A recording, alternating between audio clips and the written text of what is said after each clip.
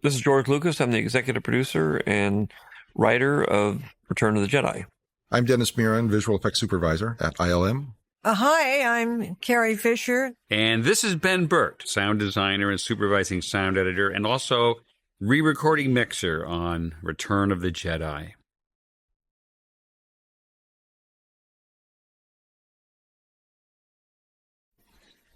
Richard Marquand was the director of the film. He'd done some great suspense films and was really good at working with actors.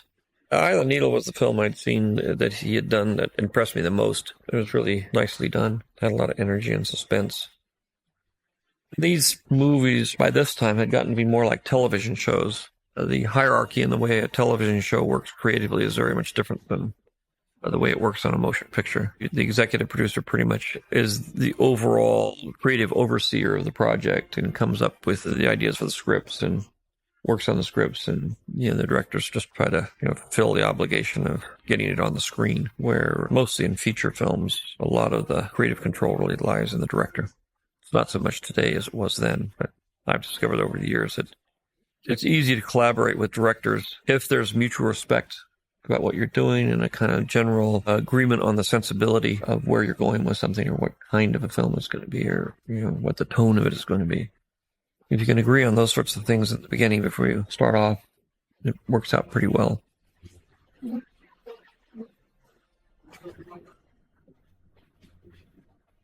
I actually had a great time working with Richard Marquand. He was a very talented director and a very nice guy. He'd never done a film of this scale before, with special effects and all that sort of thing. So, just as on Empire Strikes Back, I was there to assist and help and sort of give my expertise. These films are so huge that it's really hard to do it by yourself. I mean, you really need to have a lot of people to support you in all the areas. Fortunately, in this one, especially in the art department and a lot of the other departments, we were using the same group that we'd used before. In special effects, it was the same group. So it was easier for me to shorthand with a lot of people. And that became a real asset for Richard because, I could just say, don't worry about that. We'll take care of it. So a lot of the technical complications and everything, he didn't really even have to worry about. He just focused on, getting the performances out of the actors and making sure the story got told on the set. Of your code transmission. Stand by. You are cleared to proceed. We're starting our approach. We had that cooperative relationship where if I said, just do it like this and don't worry about it, he was curious about what was going to happen, but he didn't sort of spend a lot of time trying to reinvent the wheel or say, no, I don't want to do it that way. Because, I say, look, if this is the way you do this, it's much easier. Let's just do this because that'll all be a map painting anyway. It's very easy, especially at this stage in special effects where it was relatively new, to get hung up trying to figure out how things were going to actually come out. The only way you ever really know that is having gone through it a few times.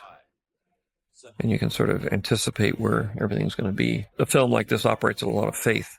The actors have to have faith. And in this case, the director had to have a lot of faith that it would actually come together and all the missing pieces would mysteriously appear in post-production.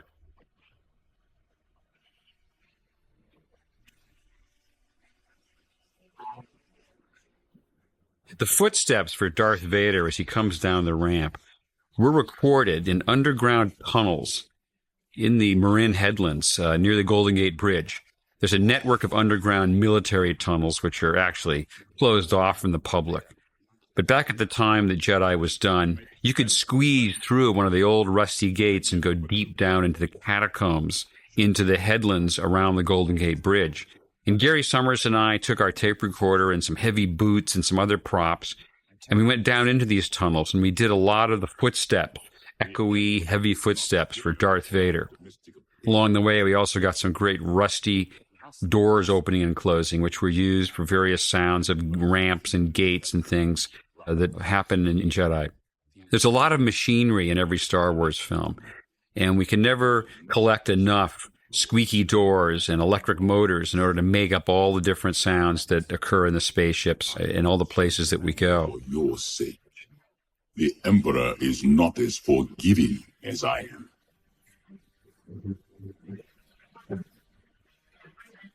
It's the final chapter of the original concept for Star Wars. There were a lot of things that were added into this one because of the fact that by the time I got down this far from the original script, the story had become pretty thin, and I had to fill in a lot of blanks. This first whole sequence with Jabba the Hutt was more an afterthought than anything else.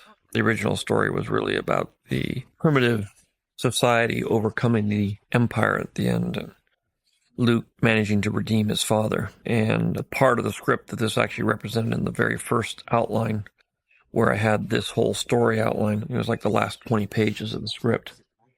So I had to come up with another 100 pages of stuff to fill in the blanks and make it work.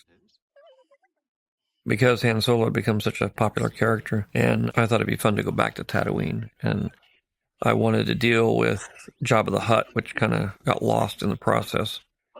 It was a much bigger character in the original script. A lot of those things motivated me to go in this direction and spend the first quarter of the movie back on Tatooine with Jabba the Hutt.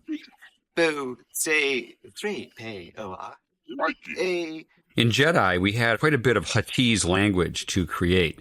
This was the language spoken by Jabba the Hutt and all the people in his palace. It starts out with this little iRobot that pops out the door. And we use the talents of Larry Ward, who was a linguist. He was an expert at speaking many different languages, and he had helped me develop the Huttese language back on New Hope. In fact, Larry had done the voice for Greedo, the bounty hunter. But Larry's biggest contribution to this film was by doing the voice of Jabba the Hutt.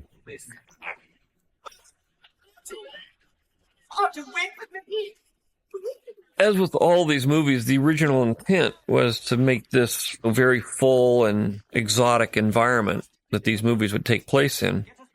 And so each film, we tried to push the envelope a little bit further in terms of unique characters and, take it into a more visually exciting and unusual area. The problem always was to do that is very, very difficult.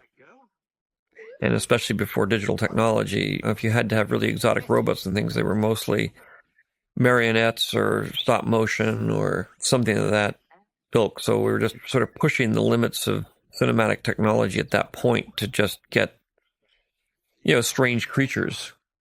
The first two films were pretty light on creatures. We had a little bit in the cantina in episode 4, and in episode 5 we put most of our effort and focused on Yoda, trying to get Yoda to become real. And once we managed to make Yoda work and become real, then we on this film tried to expand that idea and make Jabba and the Rancor and the people in Jabba's court and the pig guards and the strange droids to make it a much more exotic environment and use them more. We barely were able to put together the very first cantina scene. We shot it, and then we had to go reshoot it and make more creatures and reshoot it, and constantly trying to bring it up to the level that I'd originally hoped it would be. And so each one of these kind of exotic scenes, there's a huge amount of work behind every single idea to try to get to the level where you can create an alien environment on the level of just not having to think about it. It's one thing to do a creature. It's another thing to do, 35 or 40 or 50 creatures in each scene. Oh, have no case, my lord. Good morning. This is Jabba the Hutt, who was designed, I believe, by Phil Tippett here at ILM when he was here. And we had quite a large creature shop, actually, at ILM at the time, building a lot of the characters for Jedi here. Then they got shipped over to England where they were shot. It's a great big rubber creature with a number of people behind it, inside of it, moving around. There's a dwarf in the tail, and then a couple guys on remote controls running the tongue and the eyes. And they have to rehearse to get all the movements right, so he'll do the right thing, because they're all trying to coordinate their moves. Audience with your greatness to bargain for Solo's life. The group came mostly out of Jim Henson's group, which is probably the best in terms of just sheer talent and skills of working on puppets and puppeting, and especially as everything has advanced to more remote control puppeteering. They were the ones that led most of that technology. These two droids. What did you say? Both are hardworking. Some of these little characters, this little character here is a little rod puppet, I believe, and some mechanics inside of it to make it look sort of spindly and kind of mobile. With computer graphics, of course, you can do a lot more, but in those days, we were pretty limited to the motions that we could really do with these characters.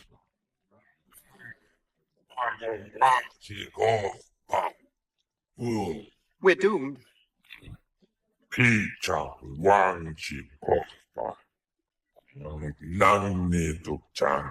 give Jabba the deepest and heaviest sound, we took Larry's voice and we pitched it almost an octave lower than his natural voice. And then we ran the voice through a subharmonic generator. It gave his voice a very booming sound, a very heavy sound. And then while he spoke, a movement track was created, which was really just cheese casserole. Running your hands around in a bowl of cheese casserole gave it a smushy, kind of moist feeling for Jabba's movements and a slurpiness to his voice. But also, we took a wet towel that has sort of been thrown in the mud, and you take that wet towel and work with it inside the bottom of a garbage can, such that the sound is kind of contained and has a little bit of a quick echo to it. Working your hands on the towel to give gritty, sliding sounds, and also combining it with the cheese casserole were used to underscore all of Jabba's talking and movements. I always found that with these, really essentially a large puppet, that you needed to get some kind of grit and some kind of, subtle noise into it when he spoke in order to make it seem more present. I am C-3PO. Yes or no will do. Oh, well, yes. How many languages do you speak? I am fluent in over 6 million forms of communication and can readily... Splendid. We have been without an interpreter since our march. Those of us on the crew almost always take turns doing incidental voices in the film. The interrogator robot, the voice was performed by the director, Richard Marquand. And we ran his voice through a circuit called a ring modulator, which gave it kind of a monotonic electronic quality to it. Excellency's main audience chamber. R2, don't leave me! I got tortured in this film, doing the voice for the robot having his feet burned off. This brings up the serious issue of, do robots feel pain? Well, I guess so. To sail barge. I think you'll fill in nicely.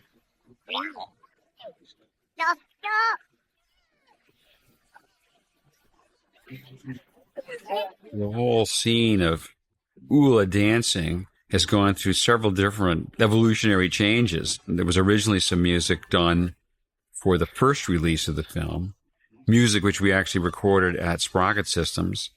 The lyrics were written by one of our engineers named Annie Arbogast, who had her own punk rock band, and I worked with her advising her on how to make it sound like Huttese, but she did the original voice and wrote the lyrics.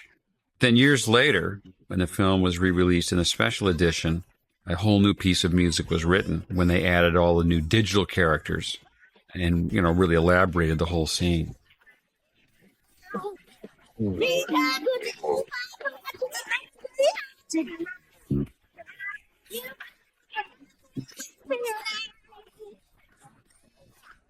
A lot of these things went through a lot of incarnations. I mean, the singer originally was a marionette, could barely move, and really couldn't do what I'd wanted.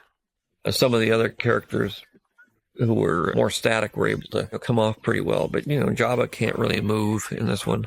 I stuck on a slab. Piano player, some of those people are stuck on slabs because they're puppets. And so it's as you push the technology forward, you're able to get the creatures suddenly to walk or raise their arms or have expressions on their faces. And all that took years and years and a lot of experimentation and technical advances to just be able to get an alien character to be real. In this particular case, you make the tongue work. Or the eyes work. That was like a major breakthrough. You're able to make eyelids move up and down and eyes move back and forth and the tongue go in and out. And the lips be relatively in sync.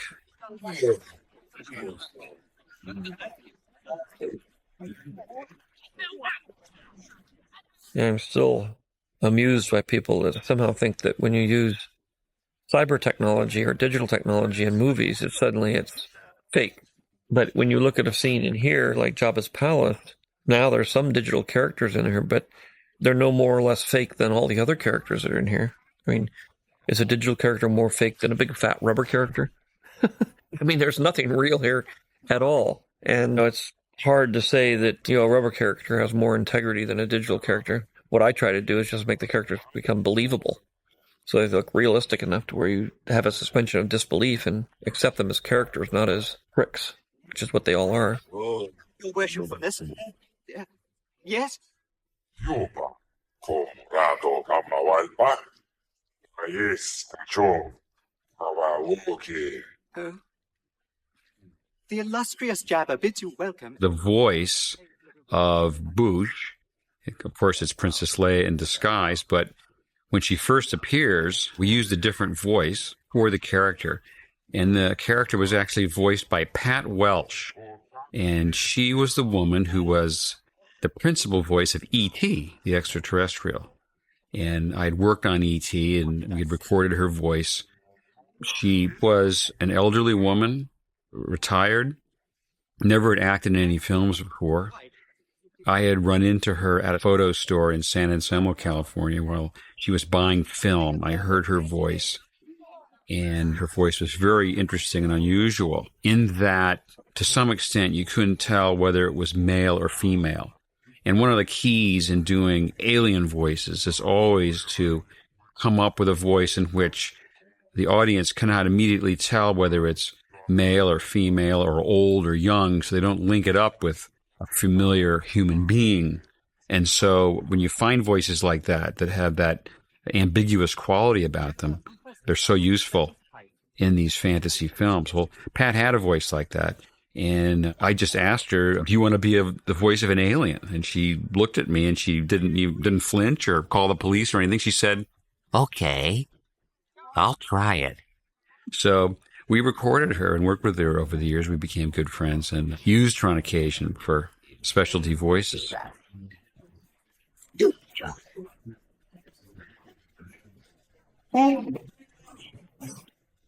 Lando moved through into this film primarily by my decision to focus the beginning of this movie on Han Solo.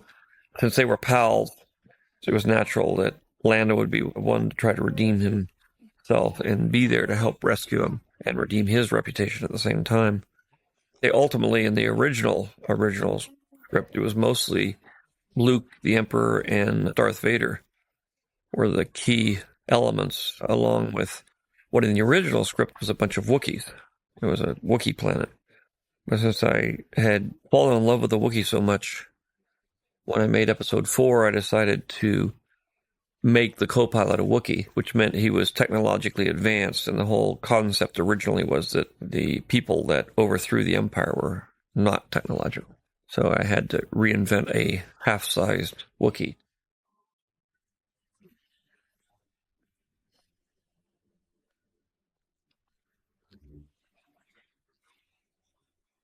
We always get a lot of mileage out of dumpsters in these films, banging into dumpsters, slamming the lids on dumpsters. The carbon block in which Han is encased, when it falls on the floor, it's the sound of a big garbage dumpster recorded out in front of my home to give it the sense of weight and a metallic quality.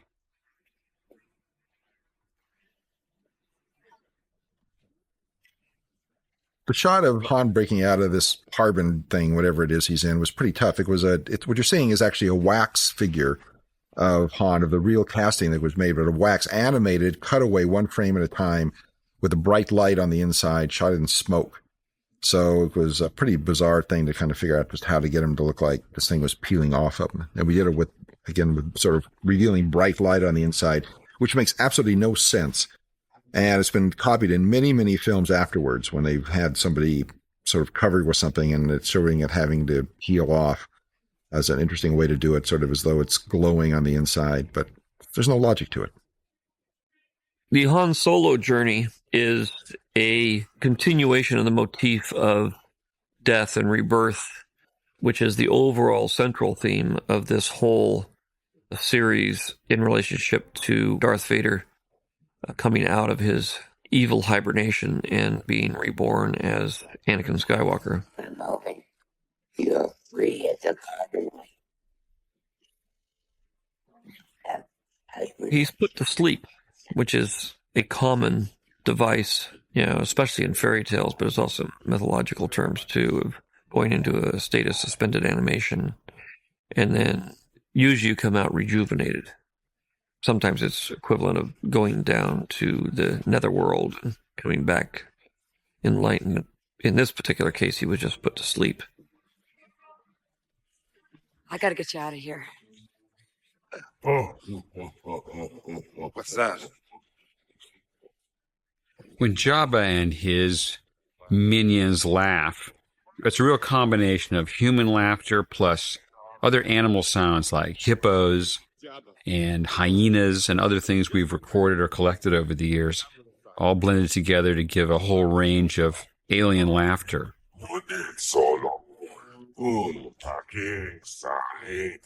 The difficulty of these scenes in Jabba's palace, especially with Jabba, is that Jabba can't move.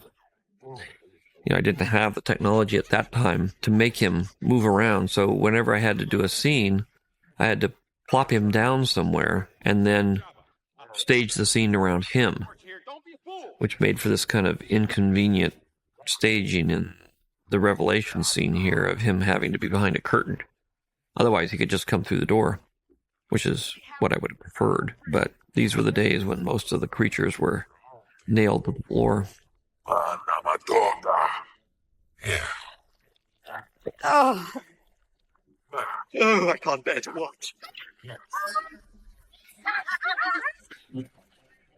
Sometimes you can create the ambience for a place in a very simple way. A lot of the sound in the detention cell is dripping water, but was just taking an eyedropper and doing single drops into a little coffee cup full of water and then putting that in an echo chamber, several tracks of it. And out of that comes just a subtle off-screen plink-plink of the water. But of course, it makes it seem like a dank and leaky kind of subterranean place, and it adds a coloration to the environment. A Jedi Knight! I'm out of it for a little while. Everybody gets illusions of grandeur. All right, pal. The advantage we have in these films is that it takes about 10 years to get through the trilogy. So Mark was pretty young when we did the first one, and he was a much more mature individual by the time we reached this film. It was the same thing with Carrie. And with Harrison, it didn't show up quite so much because he started out, he was over 30. But Carrie started out at 19, and Mark was in his 30s by the time he finished. So it allowed him to use a lot more of his maturity, not only in the natural telling of the story, that he becomes more mature, but he actually was more mature as an actor and as an individual. So I think a lot of his naive boyishness that existed in A New Hope just naturally drifted away by the time we got to this film. He was a much more serious person.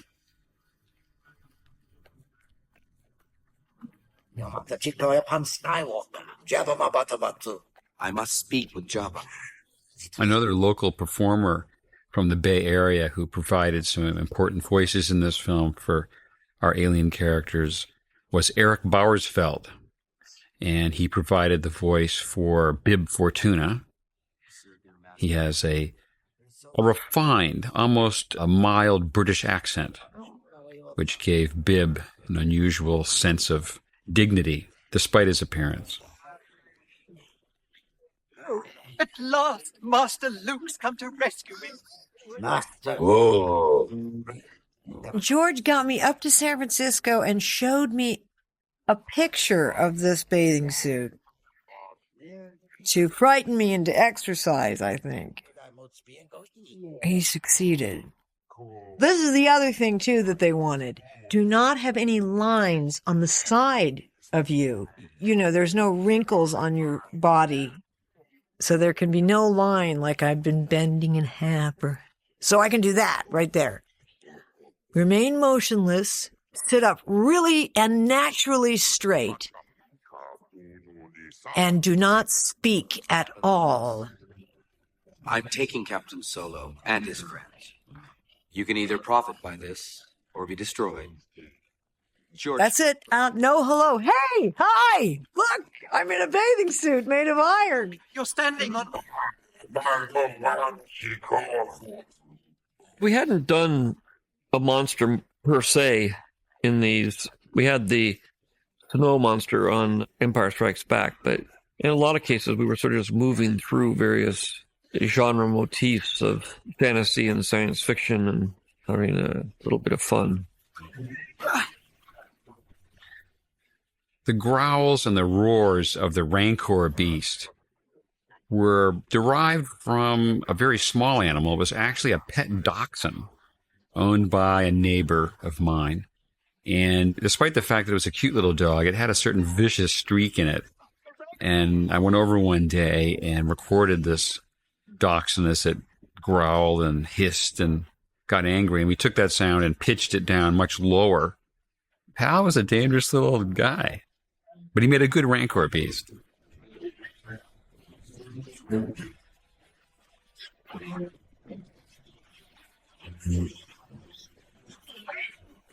This is a hand puppet with, I don't know if it's Phil Tippett's arm, some arm up in it, and hand controlling the head up there with some mechanics inside of it. And it was probably about 15, 16 inches high. And the arms are controlled internally and going straight out of the elbows to the back, which we kept very, very dark.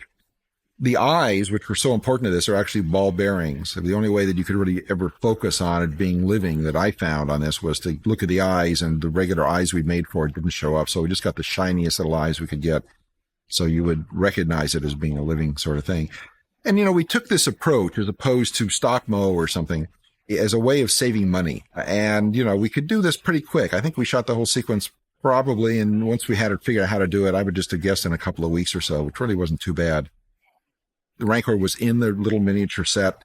The lighting effect, the smoke effect was all done in the camera. And the only time we did any other work to the shot was if we had to put Luke into it. So it was really fairly straightforward to shoot. It took a lot of takes. Sometimes we'd be up to 60 or 70 takes on it. Sometimes we shot backwards.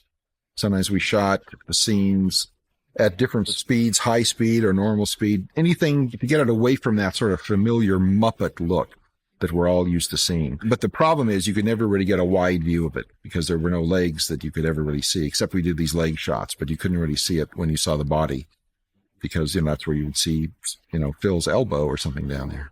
The drool helped make it look kind of creepy, because I just stay away from that thing.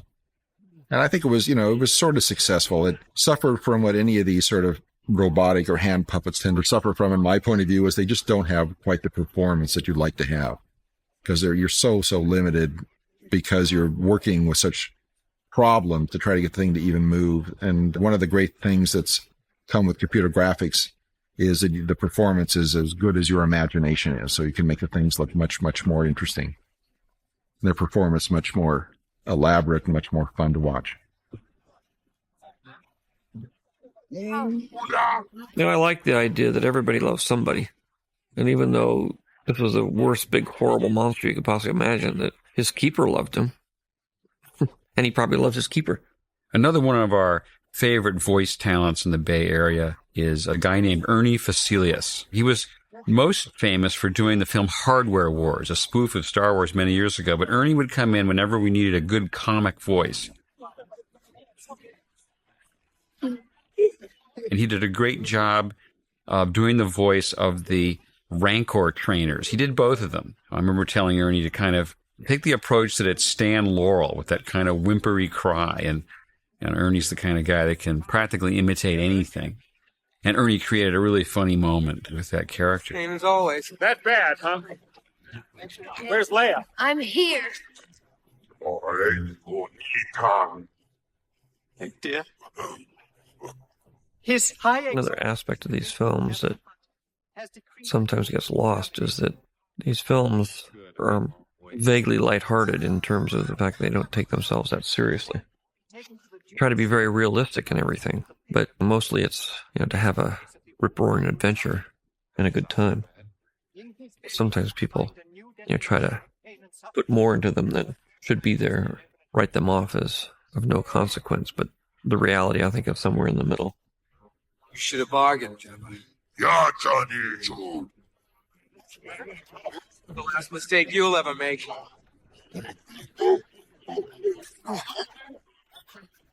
Again, with this movie, we got a chance to expand the universe a bit, see more banthas than just one or two, see them in their natural environment. There's so little time in these movies to show the environments because we're really pushing the story all the time. That it's always great when you get another opportunity to push the camera over here and say, oh, look what's over there. So this is the barge sequence. This is one of the sequences Richard Edlund supervised. And it was a pretty tough sequence. Looked pretty neat. The backgrounds, I believe, were all shot in Yuma, Arizona, and the ships were primarily models. Sometimes some of the little transporter ones on the side were maybe about 2 feet wide, and the main barge was, I think, about 6 feet long, something like that, shot against blue screen and combined with the background. Then there was blue screen photography also, shot on the stage here, where the actors are shot against blue at ILM and Compton over the background. It's very hard to get this, it was in those days especially, to get anything to look like it was really sunlight when it was shot indoors. And to pull the mats off in this with all the hair was particularly difficult. Chewie and Lando. They're taking care of everything. Oh. We sent a sound crew out into the dunes while these scenes were being shot. The main thing we got was sand in our equipment. It was so windy. There was so much blowing sand that it was actually quite dangerous with all the gear that we took down there. And we ended up actually not spending too much time on the set getting sand in our equipment, but rather we went over to a local naval air station and recorded jets practicing landing and takeoff and got a lot of really great sounds, which became the basis for a lot of the speeder bikes later in the film.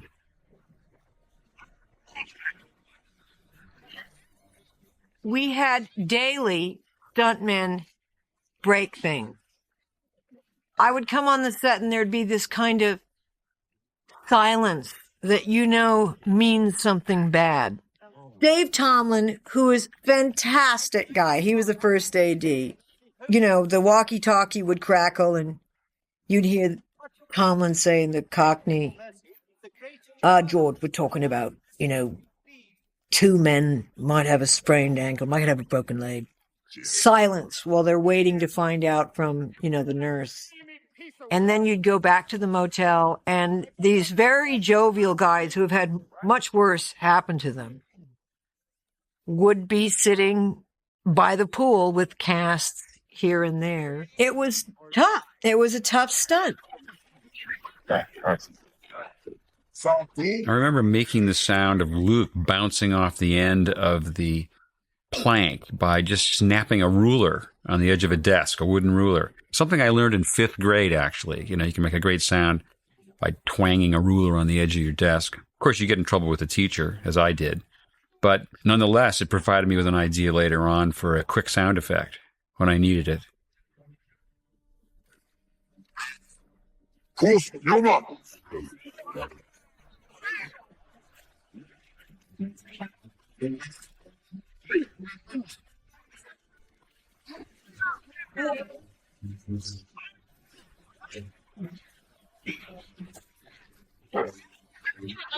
In the case of Boba Fett's death, had I known he was going to turn into such a popular character, I probably would have made it a little bit more exciting. Boba Fett was just another one of the minions, another one of the bounty hunters and bad guys. But he became such a favorite of everybody for having such a small part. He had a very large presence. And now that his history has been told in the first trilogy, it makes it even more of a misstep that we would make more out of the event of his defeat. Because most people don't believe he died anyway. I had contemplating putting that extra shot in where he climbs out of the hole, but, I figure that it doesn't quite fit in the end. Well, the main character, ultimately, that dies in this scene is Jabba the Hutt. As much as some people hate the cute little Ewoks, they love the relationship between Princess Leia and the Slug.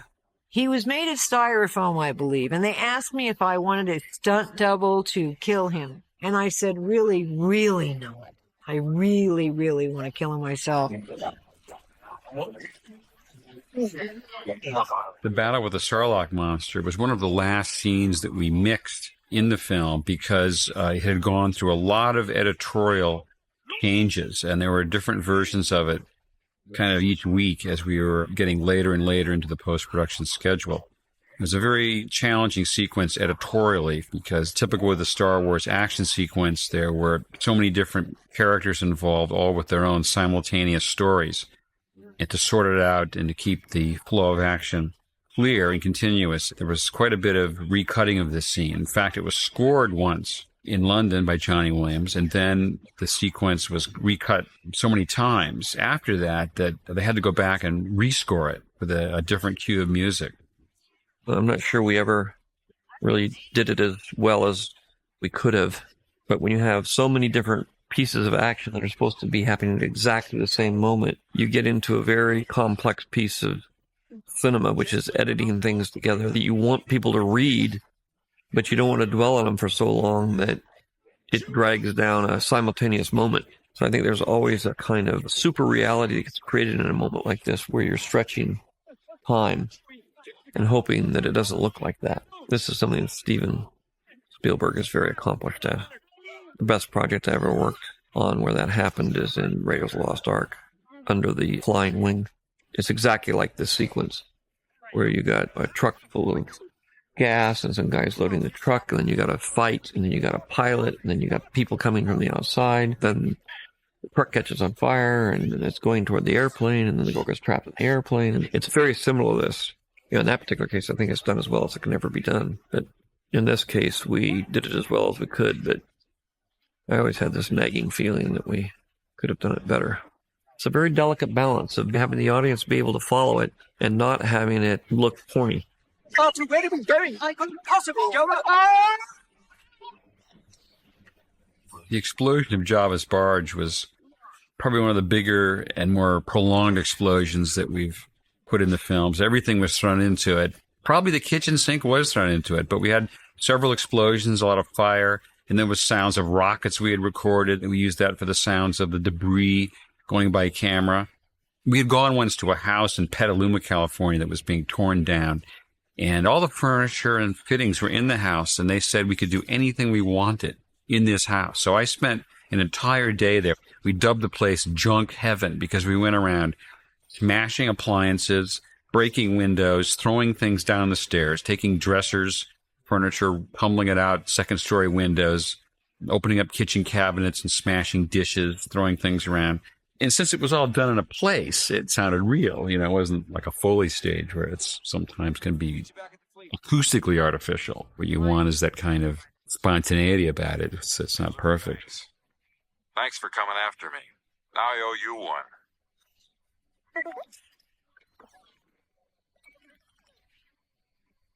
That's right, R2. We're going to the Dagobah system. There was more of everything. There's more spaceships. There's more characters. The docking bays that the ships land in are bigger. There's a shot that was reused from Empire. And as the ships go in, you see there's a lot more that you would have seen in the earlier films and a lot more detail inside. Just more bigger, so you just get a sense that the battle is on a massive scale. And the docking bay here, every one of these shows that has a docking bay, and they all have reflective floors on them. And this is the biggest one, being the last of the first three movies. And they're pretty neat. You know, all these characters here, it sort of gives you an idea of what George was thinking when he got the Phantom Menace, you know, what the scale of that film would be. He was really building up to just really huge epic proportions. And you see in the background of these shots that they actually probably had 2 or 3 dozen actors, and they would sort of populate them as much as they could, and then we would fill in the rest either with paintings or replicating them and moving them around. So the Emperor's coming to visit the Death Star, so it was like a big parade of all of their weaponry and their troops. You know, it's like May Day in Russia. In terms of a display of force, this is as big as it has been at this point. The Death Star will be completed on schedule. You've done well, Lord Vader. I was able to actually get a more cosmic view of the galaxy by bringing the Emperor into this, who, even though he's sort of the overlord of the universe, is always in the background of the movies. And this one, I had the opportunity to bring him into the forefront because it ultimately becomes a confrontation between Vader and the Emperor, which is in the background of episodes 4 and 5, but very much in the foreground in this film. Because that's what the real conflict is. The real conflict is with the real evil master, who is the Emperor. And he's referred to, but we never really get to know him. As I have foreseen.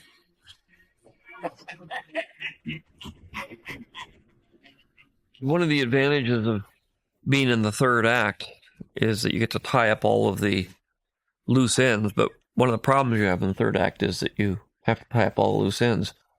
the story is pretty much dictated by everything that's gone before it.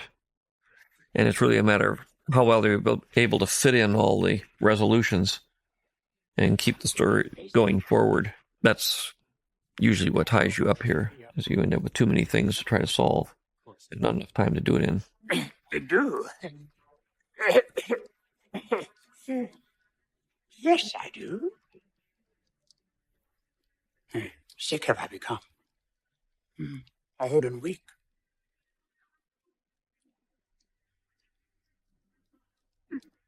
When 900 years old you reach, look as good. In coming back to see Yoda, we have to figure out Luke's training and the fact that he never finished his training, and that obviously now he's got a big question he wants answered.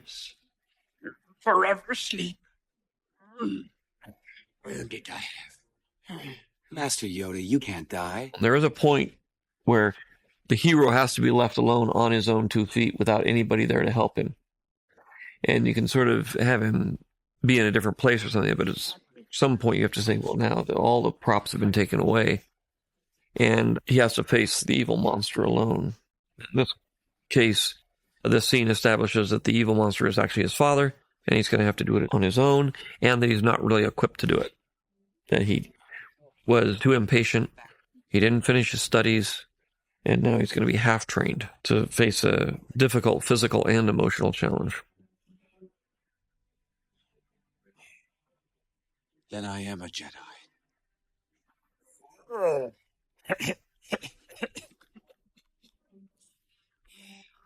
Not yet. One thing remains. Vader, you must confront. When I did the end of the last movie, The Empire Strikes Back, one of the issues that came up in terms of my concern about how kids especially would take Darth Vader revealing that he is Luke's father was most of the psychologists said that most kids would just deny it and say it's not true. So I had to reaffirm in the audience's mind and in Luke's mind that it actually is true, and now I have to deal with it. Yes. Rest. Yoda, I must know. Going into this movie, I had to assume that at least half of the people didn't believe it. And so I had to make it a true thing that happened. Traditionally, in the original long version of the script, this is where actually Obi-Wan Kenobi dies and leaves Luke alone. Yes. Unexpected this is. And unfortunate. Unfortunate that I know the truth. Oh. There's always an advantage to the third film in both of these trilogies, the Star Wars trilogies, which is that it starts out with a young boy, naive youth, and by the time we get to the third film, he's an experienced warrior, he matured into his full self, and therefore he's always a much more interesting character, because he's richer and he's ready to take on the world and his final challenge. It's one of the things also why the third chapter or the third act of a play is more interesting. It's because the first one you introduce the characters, the second you introduce the problem, and the third you get to resolve everything. And this being the third part, it has all the resolutions of all the various problems that have been developed in the first two films. No. Do not. Do not underestimate the powers of the Emperor. You're suffering your father's fate. You will. You, when gone am I, the last of the Jedi will you be. You. The center of the movie is a lot of exposition. It's a lot of explaining what has happened and why things are the way they are. In this particular case, there's a whole issue of Luke's sister and, the fact that they were twins, and which is an element that has to be revealed, which comes in later in terms of who is the other that was talked about in Empire Strikes Back. And, how could that person become as powerful as Luke? Well, obviously, if they're twins, then if she were trained and he has the same abilities Luke has. that becomes an important issue, especially in terms of resolving all the love triangles that have been going.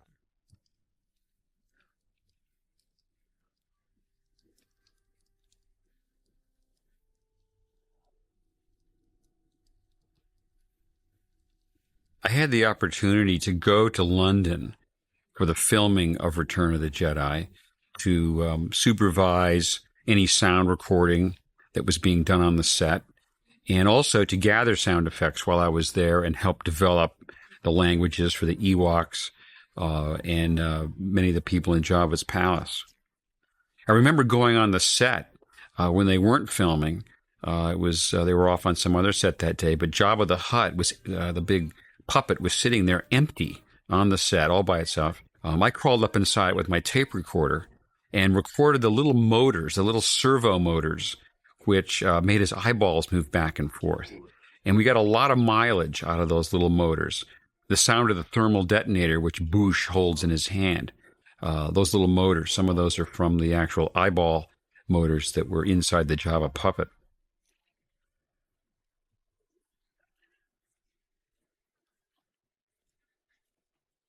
Why didn't you tell me? You told me Vader betrayed and murdered my father.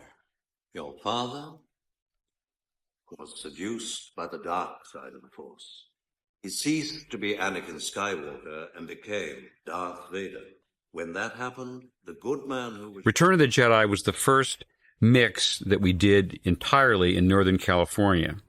The previous two episodes were edited and sound designed up north, but we took all the materials to Hollywood, where we had a lot of talented people at Goldwyn Studios help us put it together and do the final mix. But when Jedi came along, we had for the first time our own complete mixing facility in San Rafael, California, and therefore we were able to exercise almost a complete technical and creative control over the soundtrack, and it was a new experience for all of us. Gary Summers and I mixed this film, and I think it really was the first feature film we ever mixed. I think this was really the first film which was technically watched over by Tom Holman and ultimately what became the THX and TAP program. There was a great deal of engineering expertise that went into watching over just the technical specifications for doing the sound mix for this film. Normally, you mix a film from the beginning to the end in the order that the scenes occur. But because this film was being put together when we started the mix of the movie, the final mix, we actually began work in the middle of the movie. We started with reel 5, and then later we went back and did the beginning of the film. It's not a great way to work doing it out of context because there's always a natural flow and feel for the sound as it develops throughout the movie. But we had no choice because there were certain scenes that hadn't come together yet, and the special effects were not completed enough in many scenes to warrant mixing the first few reels of the movie. Why your sister remains safely anonymous. Leia. Leia's my sister. Your insight serves you well. Bury your feelings deep down, Luke. They do you credit, but they could be made to serve the Emperor.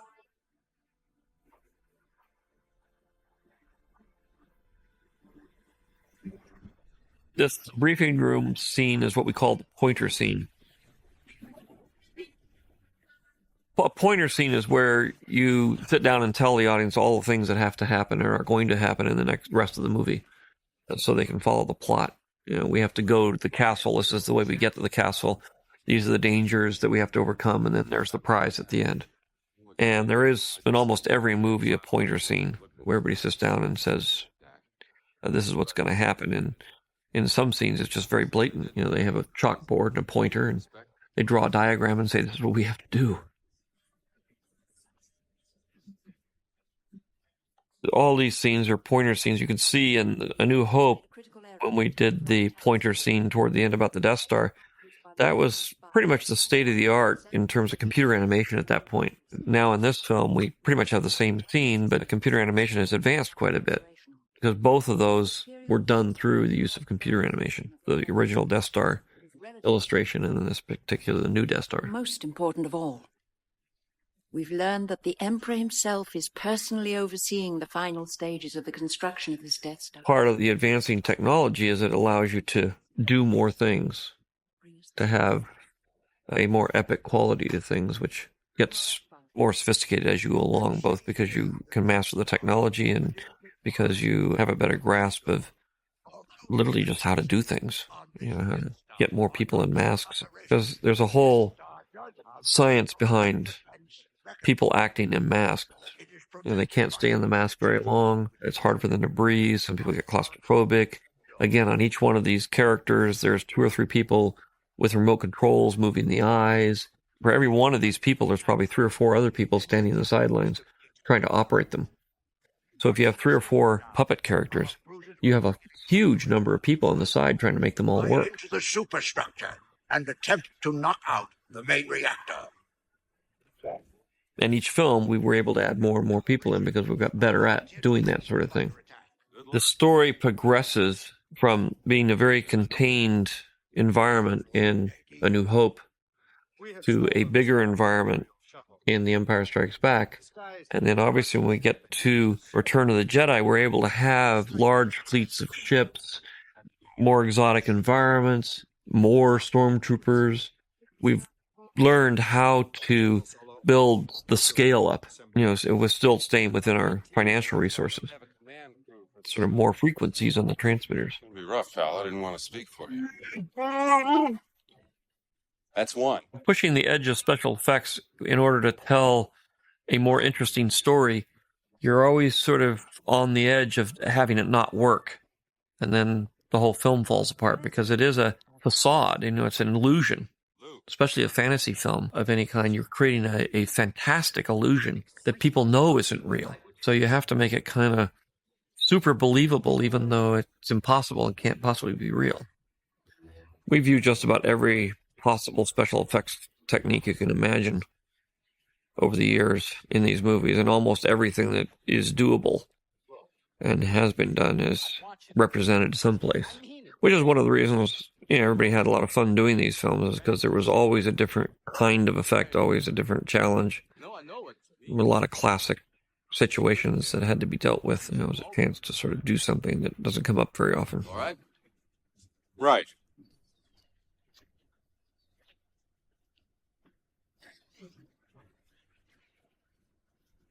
The scene with the Millennium Falcon and Lando is a way of putting a little bit of an edge on the film that Han Solo doesn't think he's going to ever see his ship again, so that, there's concern about something may happen to him, something may happen to Lando. It just brings up the possibility that some of the characters could be in jeopardy.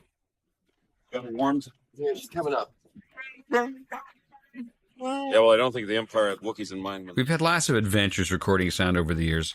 A lot of the switches and buttons you hear inside the shuttlecraft were actually recorded on board an old World War II submarine that was in dry dock, but we were allowed to go on board. It was very quiet, but the nice thing about the submarine was it's a confined space with, metal walls and ceiling, and so when you turn the switches and click buttons and things, they have a real natural, real sound to them because they are real. And we had actually gone on board a sub to record a lot of material for Raiders of the Lost Ark and had a bit of a library there, and we recycled them through the Star Wars films whenever we needed that kind of sound. All right, hang on. The Emperor's outpost on the Death Star is a tall spire, and it's reminiscent of when you see the first 3 trilogies of the Jedi Temple. In this case, there's 1 spire on the Death Star, and then the Jedi Temple's got 5 spires. There it will stay until called for. What of the reports of the rebel fleet massing near Sullust? It is of no concern. Soon the rebellion will be crushed and young Skywalker will be one of us. Your work here is finished, my friend. Go out to the command ship and await my orders. Yes, my master. But one of the more exciting parts about making films is that you come up with an idea that you don't know you can accomplish, and then at some point it starts to come together, and you actually see it on the screen the way you thought it would be, and it actually works. It's a big thrill. It's especially exciting in the world of special effects where, it's something that just can't happen, and then suddenly you see it on the big screen, and there it is. with performances of the actors or the characters, or, there's a magic that happens when you put all the elements together and they're saying their lines and doing what they're supposed to do in the right environment. It all comes to life. It's a very rewarding feeling. Transmission commencing. Now we find out if that code is worth the price we paid. It'll work. A good sound designer always keeps his ears and eyes open in everyday life, because some of the best sounds that we've recorded, the most useful sounds, are just things you encounter, sometimes by accident. Sometimes you're on a family trip or you're out shopping, and I've gone to stores and I've opened the cabinet to get a soft drink out of the refrigerator cabinet, and I can hear a broken motor that's in the cabinet, and I run out to the car and get the recorder and come back in and record that funny motor, and it becomes the sound of a speeder or something. And those kinds of events happen all the time when you have to be alert to them, because some of the best sound effects come from things out of everyday life, not the kind of sounds which you very carefully and orchestrate in a studio somewhere where it's all quiet and maybe it's acoustically a little bit of an artificial place, because no place sounds like a studio. Sounds in the real world are often a lot more interesting and natural because they come with a built-in environment connected to the sound, a little bit of echo, the sense of a place, therefore a naturalness. And part of the trick in all the sound effects in Star Wars is to give the film a sense of credibility. The sound can give what is otherwise fantastic and maybe artificial a dimension of credibility, and therefore using real sounds as often as possible, recorded outside under everyday conditions, often is the most useful kind of raw material to orchestrate into the soundtrack.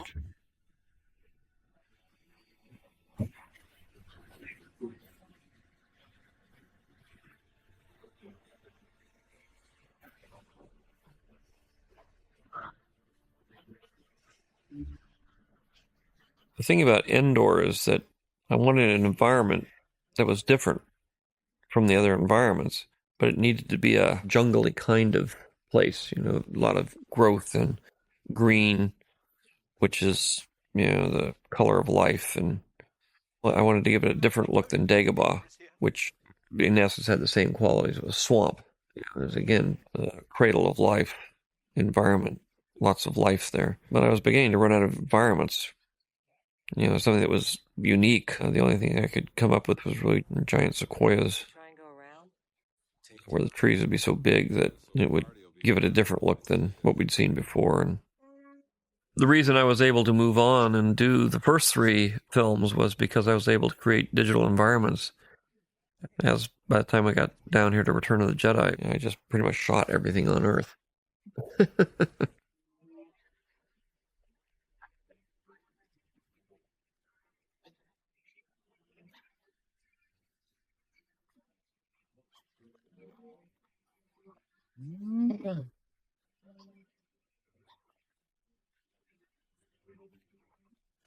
The speeder bike chase turned into a very fun experience. I love speed and racing and chasing and that sort of stuff.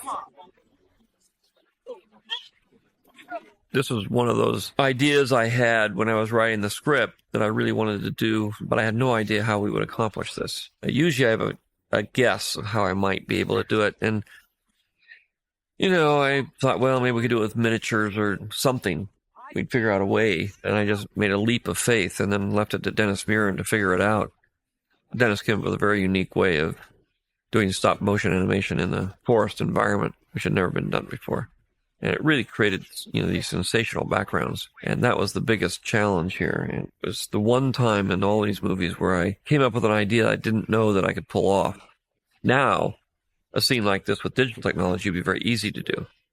But in those days, it was, next to impossible. Get alongside that one. This is one of the funnest sequences I worked on in any of the Star Wars films, the speeder bike chase. We shot it in Eureka, north of Eureka, California, and just slightly south of Eureka, California, where these redwood forests were. And the speeder bikes in these are pretty much most of the time models. And then we had the actors for a week or two against blue screen for close-ups and medium shots. And the models are probably about 2 feet wide in these sort of wider shots that are motion controlled. And the backgrounds were shot, side views were driving along in a car. on a road looking at redwoods. The front views and back views were done with the Steadicam. Garrett Brown, who invented the Steadicam, walking along in the woods at about 4 or 5 miles an hour, shooting one frame of film a second, sort of stop motion style. And when you put them together, you end up with, this feeling that you're going along at 100 miles an hour in any direction. But it was a really neat sequence.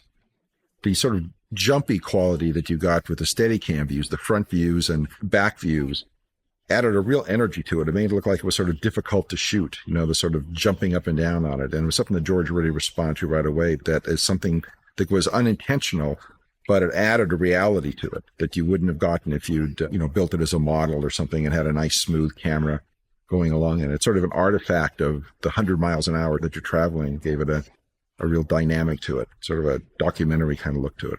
See all those backgrounds there, you can sort of see how they're kind of trembling and they're never level. And then all these cameras kind of jumping around just trying to do it. And that's just Garrett trying to do the best job he can, keeping it steady. But at one frame a second, you're never going to quite be able to do that.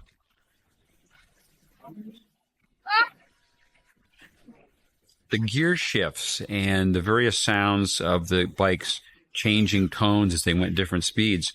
The principal sound for that came about in a funny way. I was in England in an office during the production of the movie, and I was doing some paperwork, and I heard outside, coming from the street near the studio, a very strange sound, kind of a coughing but musical sound. And I went outside, and I saw some men that were trying to repair a pothole in the street, and they had an air hammer that they were trying to use, but it had gotten a rock caught in the rubber hose, which fed the air to the hammer. And so as they activated the hammer, they were actually playing a funny musical instrument. And so I said to them, please don't fix it. Let me go get my recorder. I'll be right back.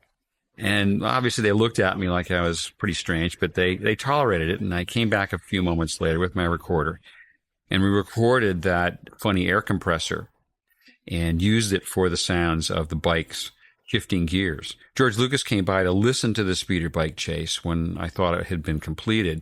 And he sat through it. He hadn't heard any of the sounds before. And he liked it, but he had a comment that he felt it didn't seem quite real enough. It didn't have quite enough presence to it. And his suggestion was that we put in the sound of snapping branches and leaves and the kind of noises you'd get if those bikes were really zooming through the forest and clipping the edges of foliage and shrubs and so on.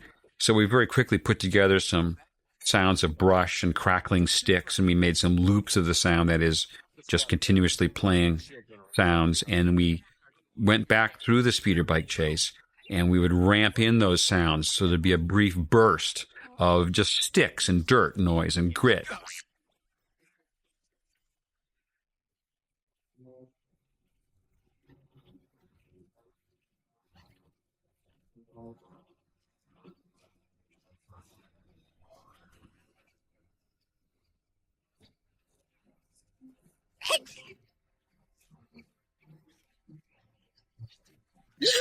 Cut it out!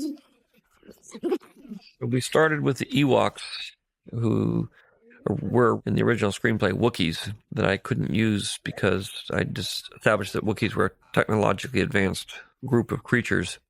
I needed to come up with a primitive creature that was still using sticks and stones and spears for weapons and lived in a primitive society that would be forced to take on the highly technological empire. So ultimately, I decided to keep the characters sort of fuzzy and hairy, but instead of having long hair, I gave them short hair, and instead of making them tall, I made them short. Come on, sit down. I promise I won't hurt you. Now, So we had a lot of little people that we put in costumes, and again, the technology is limited of what we can do to create these kind of creatures and make them real. Mostly it depends on the personality of the actor inside the suit.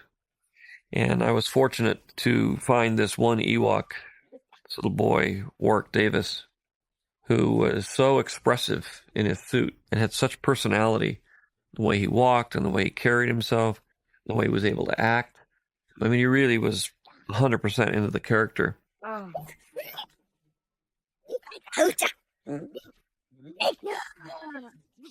Look, it's a hat. It's not going to hurt you. Look.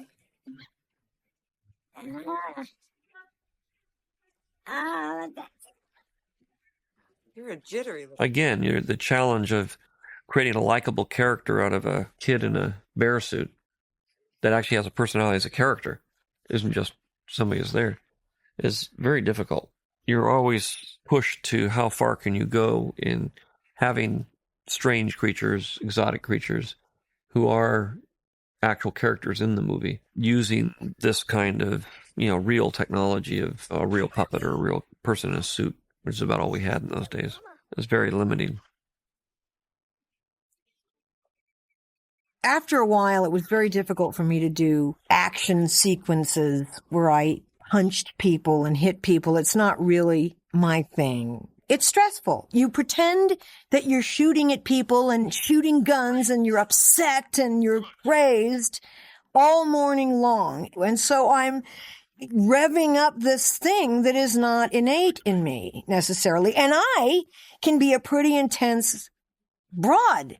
But, after a certain amount of time, I was done. And you can't be done. You have to keep going.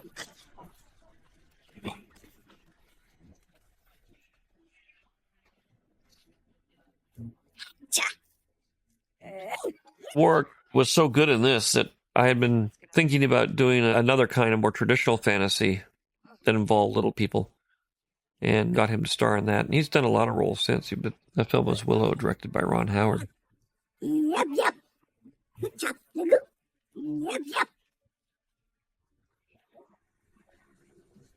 So now as we get into the last reels here of the film, we're into the pulling the plot together, which ultimately is the trap that the rebels are falling into, the trap that Luke is falling into, the trap that the Emperor has been planning to do away with all his enemies.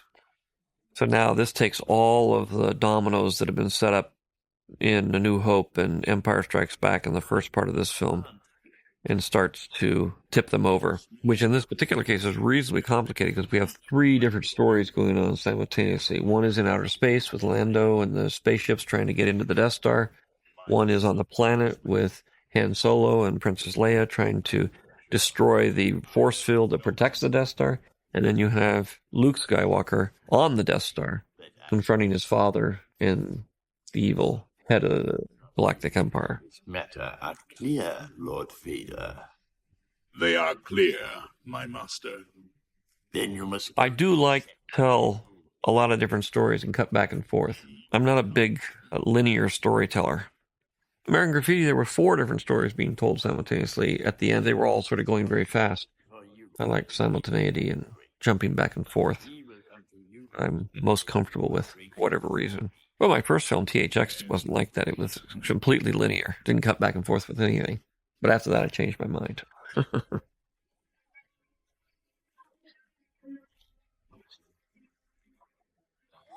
The hardest thing to create in these films for me is always the voices. Sound effects is one issue, but voices are listened to with a very critical ear by the audience. We're all experts at identifying voices and understanding where they come from and read into all the nuances of voice quality, intonation, and performance. The biggest voice task in Jedi was the development of the Ewok languages and the Ewok character voices. The first step was to create a language. Now, I don't create a language really by sitting down and trying to reason it out as to what the cultural context is and how I'm going to conjugate verbs or any of that. Generally speaking, we've worked by first listening to actual voice recordings from around the world of different languages until we find a language which sounds exotic, not familiar, and has something of the character of the types of aliens we're trying to create. Even though we don't speak that language, we'll listen to recordings of it and we'll begin to extract sounds from that language and eventually build up kind of a double talk set of sounds in which we're mimicking this exotic language. The Ewok language is really derivative of Kalmyk, which is a language that comes out of Asia in the kind of areas of central China. I saw a documentary on television that interviewed some people in this region of China, some nomadic tribesmen. And I thought, wow, this language is very interesting. It has something we haven't heard before. It seems like it would be something good for the Ewoks. Oh.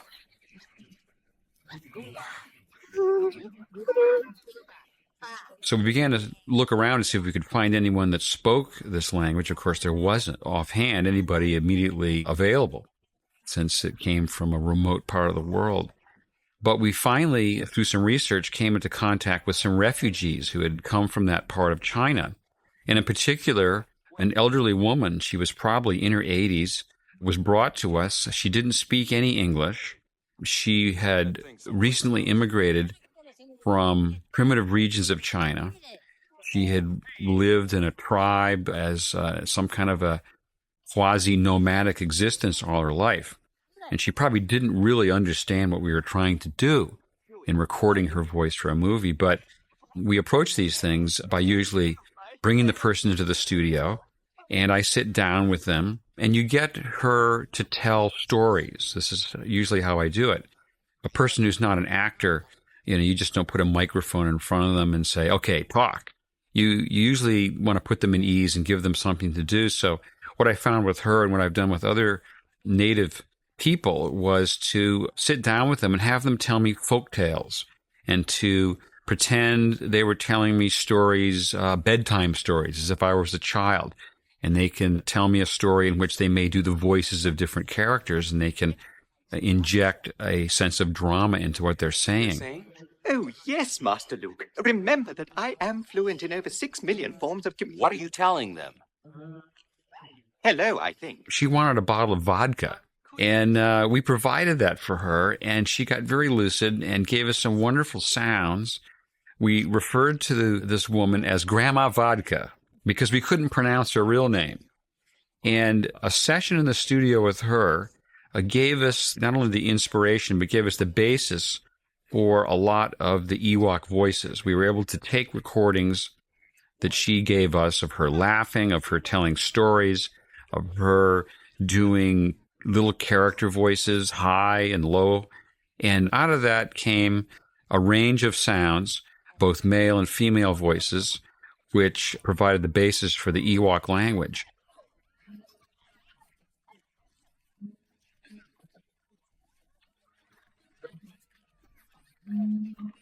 Once we got comfortable with orchestrating those sounds and picking out the things we liked, then we brought in our own staff of actors, usually people in our own crew, also people in the Bay Area that we knew who had interesting quality to their voices. They either had a very high-pitched voice or they had a very raspy kind of voice. And we brought them in, played these recordings of Kalmuk, and had them imitate it. And we wrote out phonetically things for people to say. We assign particular voices we like to certain Ewok characters, like Wicket, or the chief of the village, or the witch doctor of the village. And then the crowd sounds of the Ewoks were our crew members imitating what they had heard in these exotic languages. And it was just all put together in kind of a collage that unto itself, I guess, ended up having a consistent sound to it.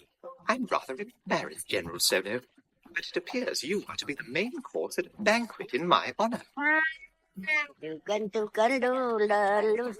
One of the favorite recordings we got from this elderly Chinese woman was a little song that she sang, which you'll hear several times in the Ewok village when they get excited or they make a decision as they pass the firewood. It's probably based on some Chinese folk song. I really don't know. Ripio, tell them they must be set free. Rupta Toto. Kinichatu Tomo Kipip. Repeater. There was a big challenge with these Ewoks to make them realistic and believable. It was very hard to get much movement in the face or much individuality so you could recognize them as different characters and to believe that they were threatening at all. They're designed to be kind of cute and fuzzy little teddy bears. I mean, they are the ones that save the day in the end. And so they had to have this dual capacity, one to be kind of cute and inconsequential, and then at the same time at the very end to be tough enough to conduct a war. You'd believe that they could actually do it. So I knew there would be a lot of especially older kids that would just have a hard time buying into this idea. But we decided to do it anyway.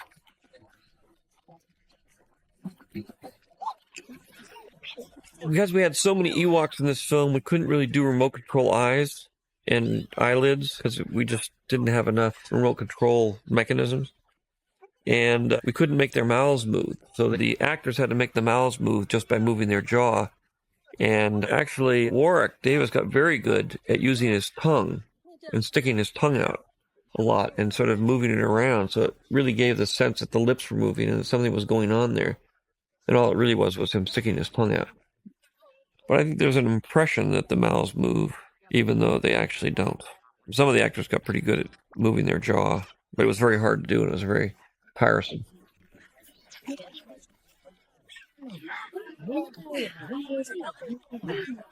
If we were doing it today, we'd have a lot more detail in the Ewoks. I think we'd probably do it digitally. We'd have a couple of suits for the lead characters, probably. Most of the other ones would be done digitally. We're coping with that now with Wookiees, because there's a lot of Wookiees in the next movie, and it's the same problem we had here. You know, where do you get enough people that tall? In this case, it was how do you get enough people that small? You know, if you're going to have a scene with several hundred in the scene, you're sort of very difficult to do. Princess Leia was a Wapa Atu. Us, Batata Rondi, Darth Vader. The scene where 3PO tells the story to the Ewoks of their adventures and how they got to the Ewok forest is one of my favorite sound effects moments. Tony Daniels was absolutely brilliant here in that he did a sign language and an audio recreation of events in the Star Wars movies, the walkers, the spaceships, the lightsabers.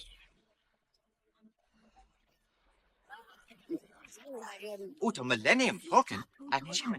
Together, Tony and I worked out the Ewok language that he would speak based on what we were developing for the Ewoks. Tony made up a lot of the words himself and was very clever about the whole thing.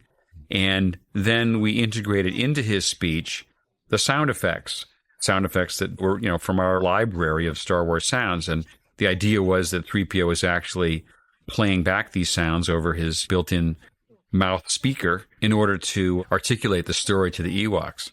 And it's a fun capsulization of sort of the signature Star Wars sounds, the lightsaber, the Millennium Falcon, the walkers, and so on.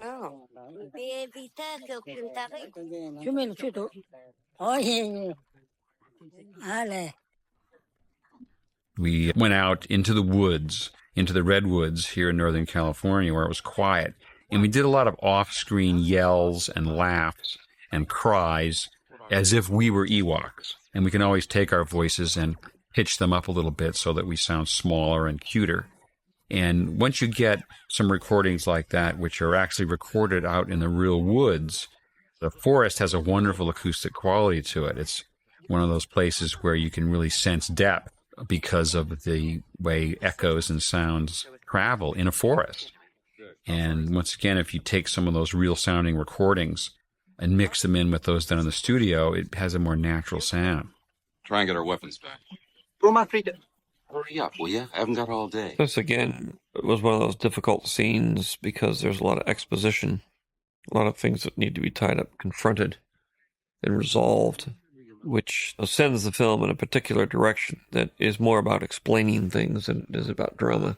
But there are times when the materials sort of dictate what you have to do in order to make the film work. So if you're into the movies and you're into what the problems are and who's who and what's what, then it becomes a fascinating scene.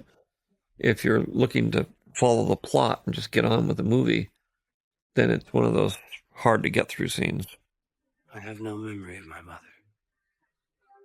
It's the kind of thing you're always trying to balance in a movie, which is how much exposition do you give out? And unfortunately, I gave out very little exposition in the first movie. And so I saved it all up pretty much to the third movie. And at this point, you kind of had to tie all the ends together and have the people react to those things being tied up. He's come for me. He can feel when I'm near. The discussion here is one of those things you want to have to never write.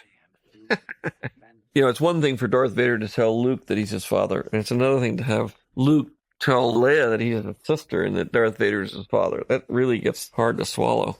He's my father. So it's a real challenge to pull it off and make it come out with dialogue that is at least sincere and believable with honest reactions. I mean, here you got these characters that have been around for a long time, and one's telling them that, oh, by the way, you're my sister, and Darth Vader's my father, and he's also your father. And most stories, it takes the whole movie to explain that part. Very carefully constructed and put together. Here I have to dump it out in one little scene. Use it as I have.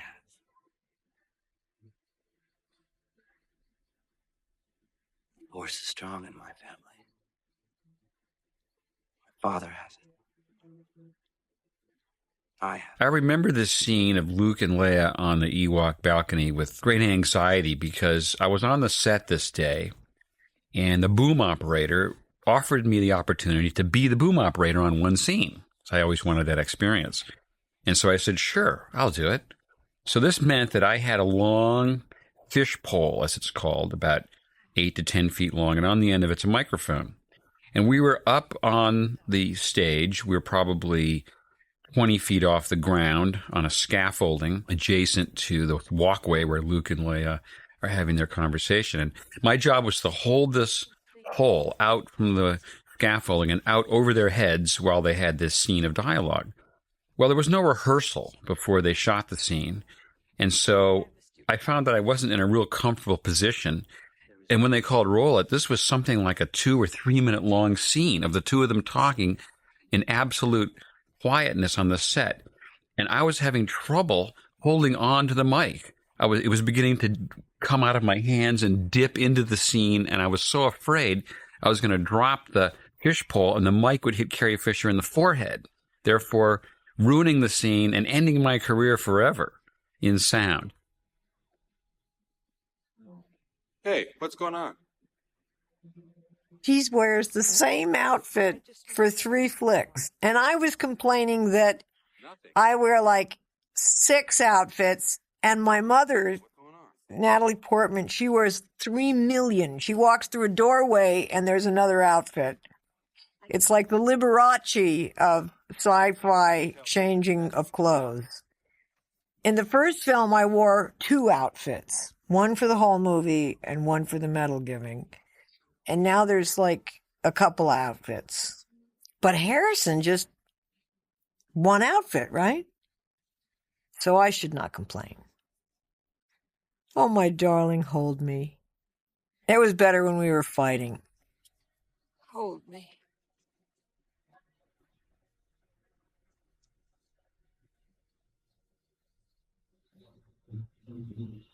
In the special edition, there was very little done to this movie. Most of the work was actually done in New Hope, because that was the one that was made under the most stress, where we fell short of what I was really trying to get accomplished. And by the time we got down to this movie, there was very little that I didn't get accomplished that I wanted to get accomplished. And a lot of that has to do with the fact this is a much more personal story. I wasn't pushing the envelope technologically to try to tell a story that I couldn't tell, because the real focus of this is really the battle between Luke and his father. It's the emotional core of the picture.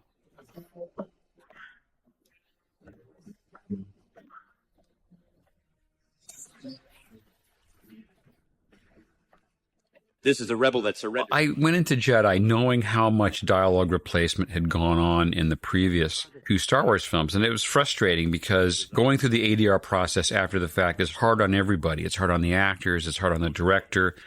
It's difficult to get a natural sound to the voices when they're done a year later on a stage out of context. And I wanted to try to make a much better effort to getting good, usable production sound. But in most Star Wars films, there's a lot of noises on the set. And I kind of gave up getting perfect production tracks on the Star Wars films because there were always so many interfering noises. If you had stormtroopers in the scene, their plastic costumes made a lot of racket and interfered with getting intelligible dialogue. Obviously, you have characters like Vader or Chewbacca, in which you've got actors inside the suits trying to do the dialogue, and the best you can get out of them is a guide track because their voices are very muffled. And quite often, Vader, of course, the actor in the suit for Vader, is not the voice that will be there in the final. It's only a voice to use as a guide track on the set itself.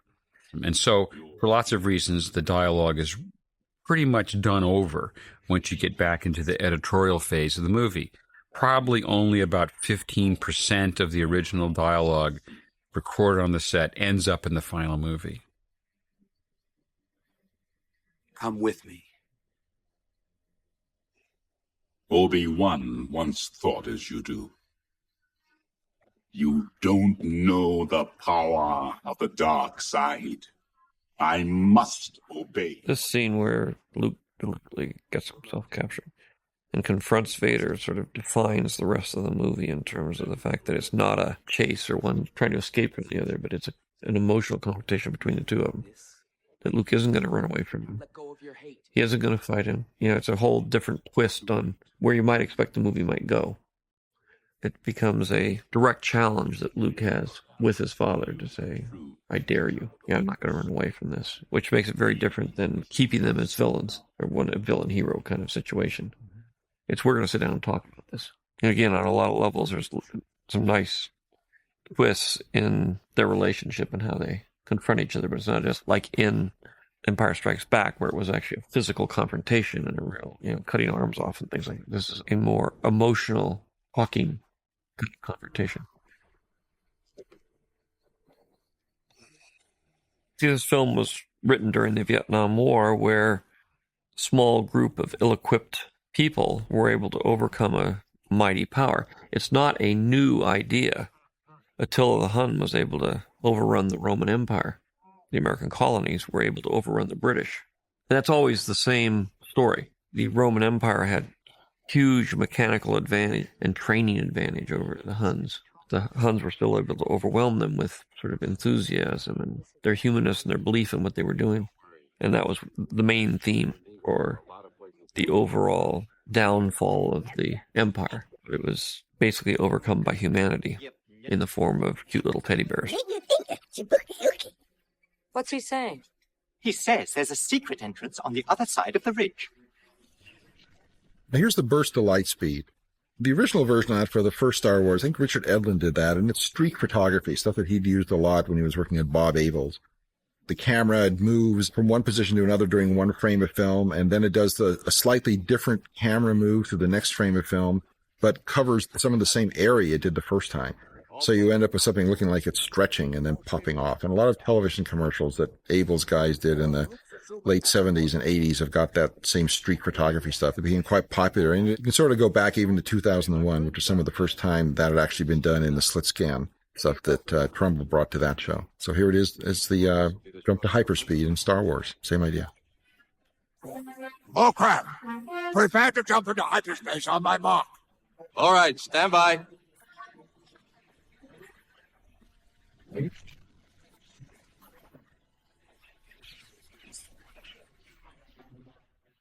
The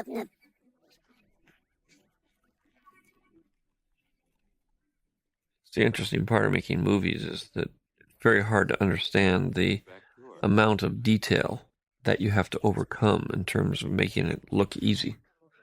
The amount of study and training and craft on everybody's part, all the way down the line. And if somebody doesn't do it right, their little piece right, then it instantly shows up on the screen and becomes a distraction. And the amount of just plain hard work that it takes to get to a particular point, to get the lines out right, to make sure the lines are right in the first place. In this particular scene of the Ewoks jumping on the speeders, the problem of getting the Ewok up on the speeder, because the Ewok was very short and the speeder was sitting about 3 feet off the ground, and that was taller than the Ewok. How to get him up there just physically, make it believable. It takes a lot of scratching of heads. But we actually tossed him up there.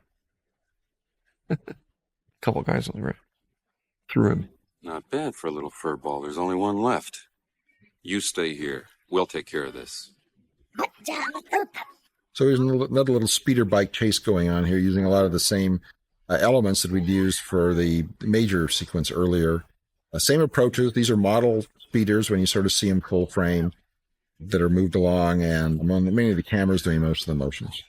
And if you look at some of these backgrounds where you're going straight ahead, or looking straight back, you might see a little white line over on one side of the frame. And what that is a string that we had along the walkway that we're trying to keep the camera at the correct height. And that string represents a height of about 6 feet. And as the terrain changed, Garrett Brown, the Steadicam operator, kept trying to keep the camera at that height. So it was always like 6 feet above the ground, even though the ground was changing height. And sometimes it shows. You see that little string going by, but it just sort of adds to the chaos of the shots.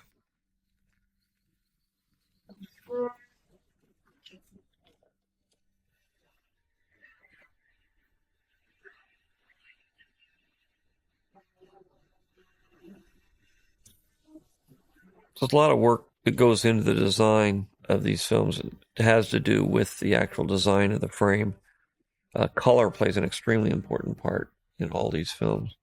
You know, red signifying evil, the red blood, the red devil, the red as an accent color for the bad guys. The bad guys mostly exist in a black and white world. The good guys live in an organic world, which is either browns, light browns, tans, or greens, you know, with the blue sky and stuff. But mostly it's, you know, the good guys are green and brown, the bad guys are black and white. Which has to do as much with anything. It really has to do with that feeling, a philosophical feeling of a world of absolutes, a mechanical world where things are rigid and absolute. They're black and white, as opposed to the organic world where it's more natural and, you know, right, wrong, black, white. These kind of things don't exist, at least symbolically, in it. You're gravely mistaken. Things are more natural. You won't convert me as you did my father. Oh no, my young Jedi. Part of this stuff in this terms of like this, where the window looks like a web, which it does in all of the Sith and Imperial stuff. You know, you'll see it in Darth Vader's in Episode 4. The TIE fighters have that same motif. It's a motif we carry through for the bad guy. But I mean, it's designed really just to give you that feeling. It's a symbolic motif that goes through that allows, say, these are bad guys. These are the people you have to be afraid of. And he is the spider luring the flies into his web, because he's the plotter. He's the devious one. Soon I'll be dead, and you with me. Perhaps you referred to the imminent attack of your rebel fleet. Yeah. The nice thing about this is that we had so many different departments that were all so good at what they did. And really, when you're looking at the Star Wars films, you're looking at the work of, you know, a good dozen groups of people that are real experts at what they're doing and focusing on their skill set and contributing it, whether it's building the models or doing the laser blasts or the pyro blasts or the photography on it or the optical compositing that's putting all the scenes together, or the storyboards or whatever. They're all, you know, really a great group of people that had worked together. By this time, you know, we've been working together for 6 or 8 years or so and really had it down. I think Jedi shows is the most polished of all the shows, just because of that, because we really had figured out how to do it. And all the energy on this show could go into the shot design, you know, coming up with designs that were different and new and fresh. Beautiful little band. An entire legion of my best troops awaits them.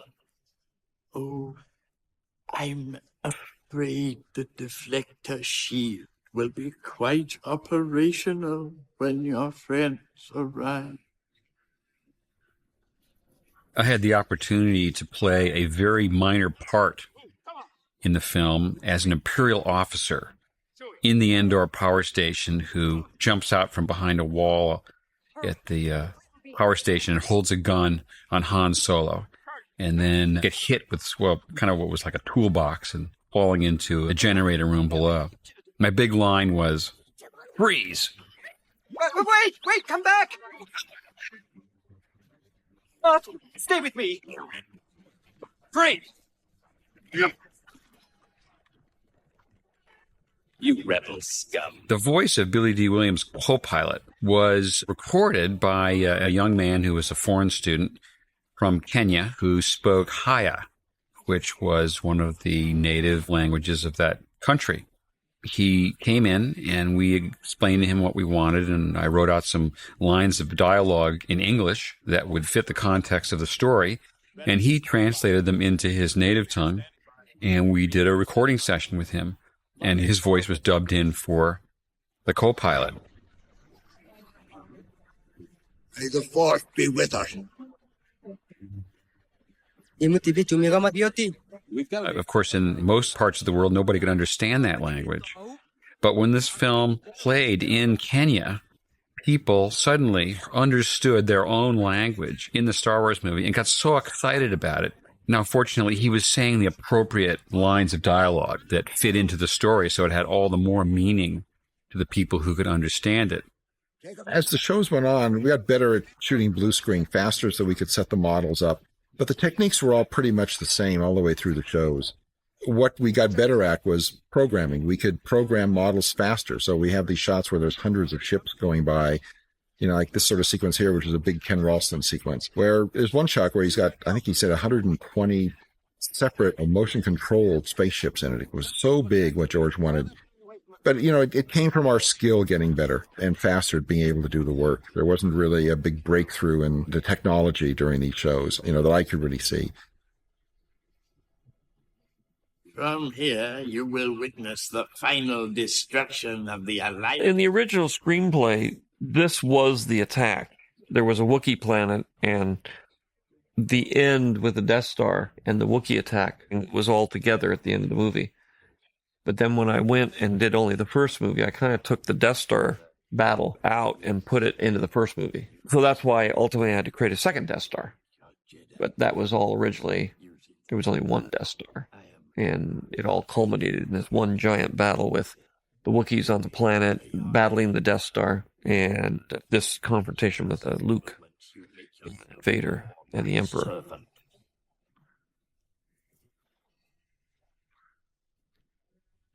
No, it is unavoidable. It is your destiny. You, like your father. So the walking machines that are in the sequence are, what we call the chicken walker. That was in one scene of Empire Strikes Back, and it was just an idea I think that Joe Johnston just came up with, and we just made a model and stuck it in one of the scenes, and it got a lot of comment because it was so cute looking. We added that background walker walking through just to give a sense of some action going on, so it wasn't just sort of static like they were patrol walkers, and it kept the sequence more interesting. And this full-size walker was out there. I wonder where that walker is today. And this location was, I believe, one that was about to be cut down anyway for logging, so it was all right to go in and sort of blow these trees up. And I thought it was, too bad that had to happen, but here it is on film, and at least that process entertained people before it actually got just everything cut down. It's a good idea. Freeze! Don't move! We surrender. Added to the library of, high-tech lasers and walkers, we also, of course, had the weapons that the Ewoks were using, mostly bows and arrows. And I was always greatly inspired by the movie The Adventures of Robin Hood, the 1938 version, which had a wonderful and very unique sound to the arrows. They used a very particular kind of homemade arrow, and we found someone who understood how those arrows were made, and when we made arrows on that pattern, they gave a really nice zinging sound, and we recorded them and used them for the sounds of the Ewok archers.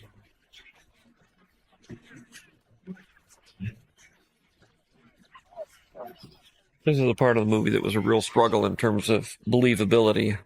The style of Star Wars is a little bit lighthearted. It doesn't take itself too seriously, but at the same time, it has to be believable and realistic that these funny little bears with bows and arrows could actually, confront stormtroopers.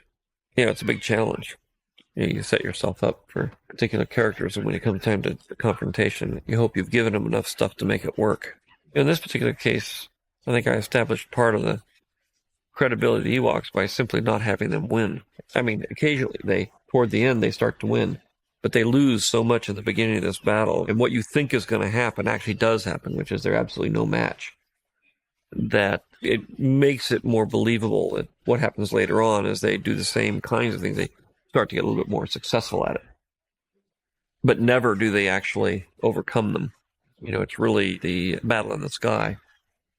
That is where the real battle is going on. This is really just the battle to get in to blow up the protective shield generator, which means that all the Ewoks really have to do is distract the troops, which is believable. You can actually pull them away and engage them enough to keep them occupied while the generator is blown up. Coach Chang! We need R2! Here's the terminal. R2, where are you? We need you at the bunker right away! Gary, what do you mean you're going?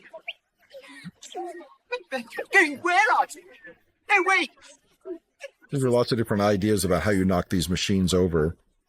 And we had some cute little things here where we sort of give the machines a little sense of personalities, the walking machines.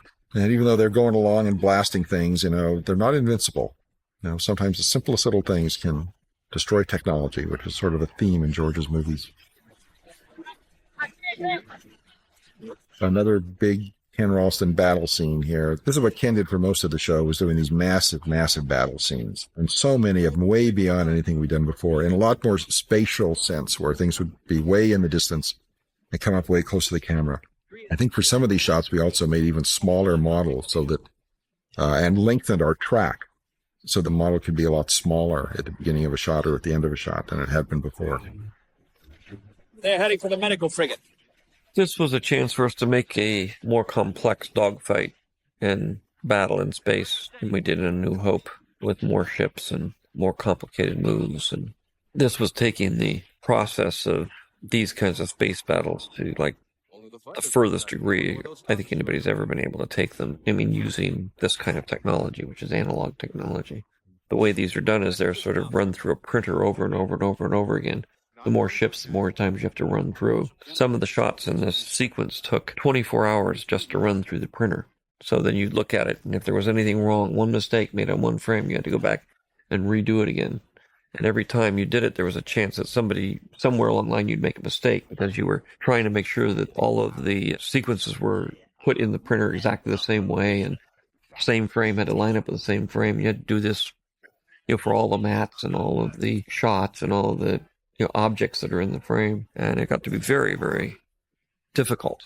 And looking at dailies on some of the shots in that sequence of the spaceships got to be very traumatic because there was so much time and money invested in it. And you just had no idea whether it was going to turn out or not. Blast came from the Death Star. That thing's operational. On one, this is Gold Leader. We saw it. All craft prepare to retreat. You won't get another chance at this, Admiral. We have no choice, General Calrissian. Our cruisers can't repel firepower of that magnitude. So the battle is picking up. There's more explosions, a lot of which were actually done on the location. Trees knocked over on location, powder charges going off on location, and we would put our walkers into them and make it look like they had caused a lot of the damage in the first place.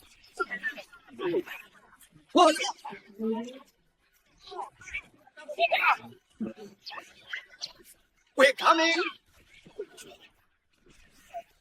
The final battle, which involved so many elements, it was really a collection of lots of different sound threads that had been running through the previous Star Wars films. And we got to the final battle in the Ewok forest. These elements all came together. We had all these sets of lasers we had developed over the course of 2 films prior to this. The Walker lasers, all the Stormtrooper lasers, and so on. Of course, we had quite a big library of explosions now. And we were adding to it the Ewok voices, the cries, the yells, things we recorded out in the woods and manufactured their battle cries. The chicken walkers were really an extract from what had been developed from the 4-legged walkers in The Empire Strikes Back. It's just a higher pitched and faster walking rhythm.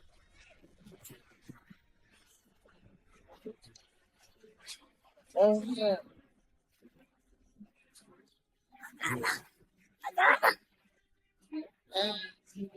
What day?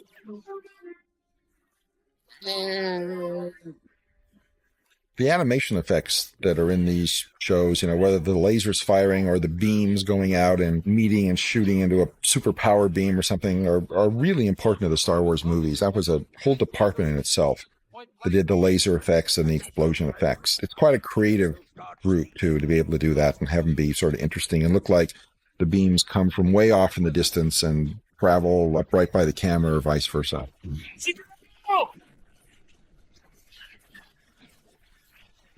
I'm hit!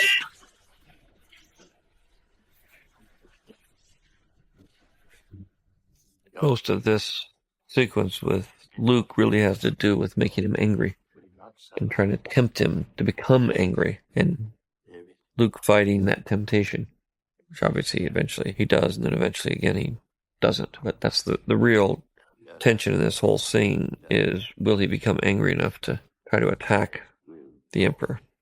I mean, what the Emperor wants basically is for him to kill his father so he can take his place, which is the same thing his father was trying to get him to do, which is kill the Emperor so Vader could take the Emperor's place. I am defenseless. Take your weapon. Strike me down with all of your hatred, and your journey towards the dark side will be complete.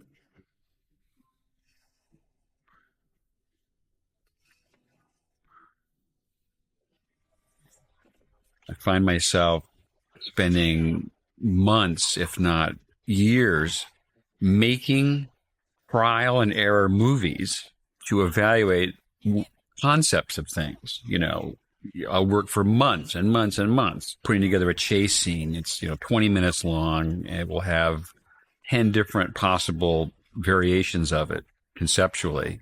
And out of that, it may never be in the final movie, even though it has voices and sound effects and sound design and music, and it's an entertainment piece unto itself. And they're getting more and more elaborate.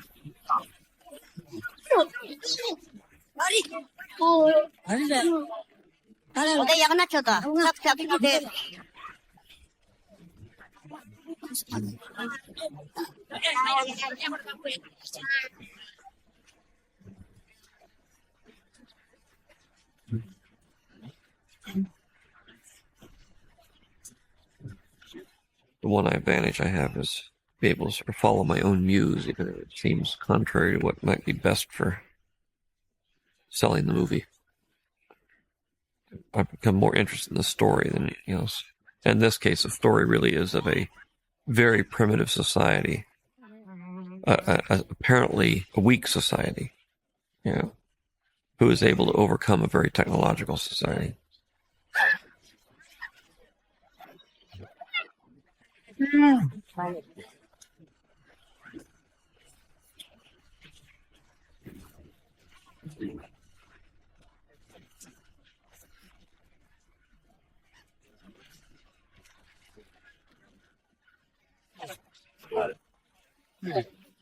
So how do you knock over one of these walking machines? Well, one way to do it is to sort of like give it a great big headache. So they came up with this cute idea where it gets hit on both sides and just pressures it, and that's it. That's done with an oversized model, but pretty much done the way it looked right there through the camera. This is a big stop motion shot that had to match with this background miniature of the logs hitting, and then we cut into an oversized miniature for the actual explosion. So we're mixing the two of them there. We wanted to get a nice performance of the walker trying to keep from falling over, and then when it hit the ground, we went to one that was 2 or 3 times larger for the explosion part of it.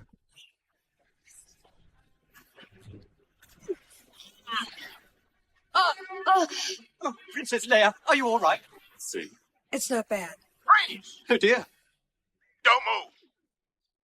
The scene where he says, "I love you," and she says, "I know," is an echo off the scene in Empire Strikes Back where it's just reversed, which really, in a way, is closing the circle on their relationship. Taking that long for one to say, "I love you," and then the next one to say, "I love you." But now they're doing it, which ultimately is the culmination of their attempts to connect with each other. Very slow and drawn-out process. Chewie! Get down here. She's wounded. No, wait. I got an idea. The Emperor wants Luke to kill Vader so that he will have a new young Jedi. Let's face it, Darth Vader's half mechanical. He's not nearly as good as he could be. He's not nearly as good as he was hoping Anakin would become, because he ends up in this confrontation which puts him in that suit. So he's hoping to get a new, better young apprentice in Luke. And if he kills his father, then he would take his place as his apprentice, which actually is something that happens in the next film. That's how Anakin becomes the Emperor's apprentice. There's a lot of stuff that's repeated through these movies. I mean, between this trilogy of 4, 5, and 6 and the first trilogy of 1, 2, and 3, one is of the father and the other is of the son. But there's a lot of scenes that are similar where the fathers and sons confront the same issues. Have almost the same theme. Thematically, there's a lot of things. It's like music. There's certain themes that keep repeating themselves, certain situations that keep repeating themselves. And the only thing that's different is the performance of the character and how does he react to that.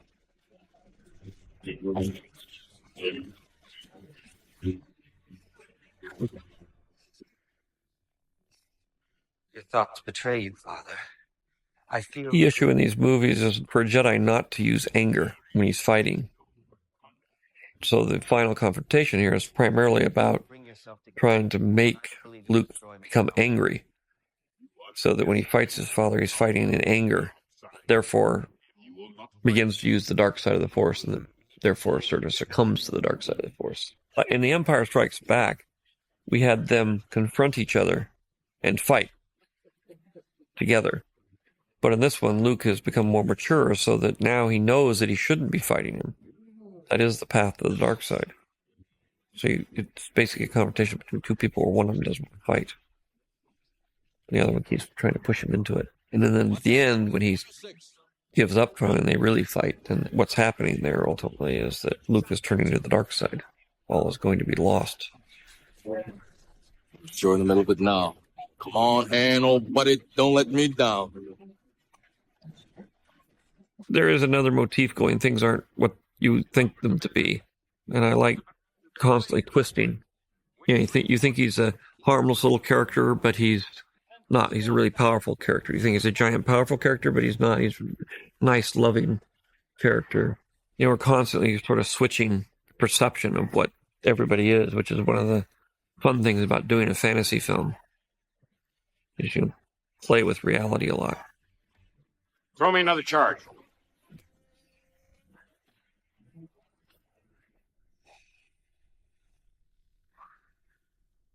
This is one of those areas where sometimes I ask myself, design-wise, what I'm doing. Because I have characters like Chewbacca and R2 in a widescreen movie, which is horizontal and they're vertical. Here's another one of those examples in this scene where I've got a character who's completely black in a black suit and a black cape in a black environment. In space, in black space. So it's very hard to make that actually register. Just on a plain old technical level of how do you light something like this? I mean, normally in a movie you wouldn't try that. In this particular Enterprise, I even got the hero dressed in black, so it's all basically shades of black. To hide her from me. Now his failure is complete. If you will not turn to the dark side, then perhaps she will.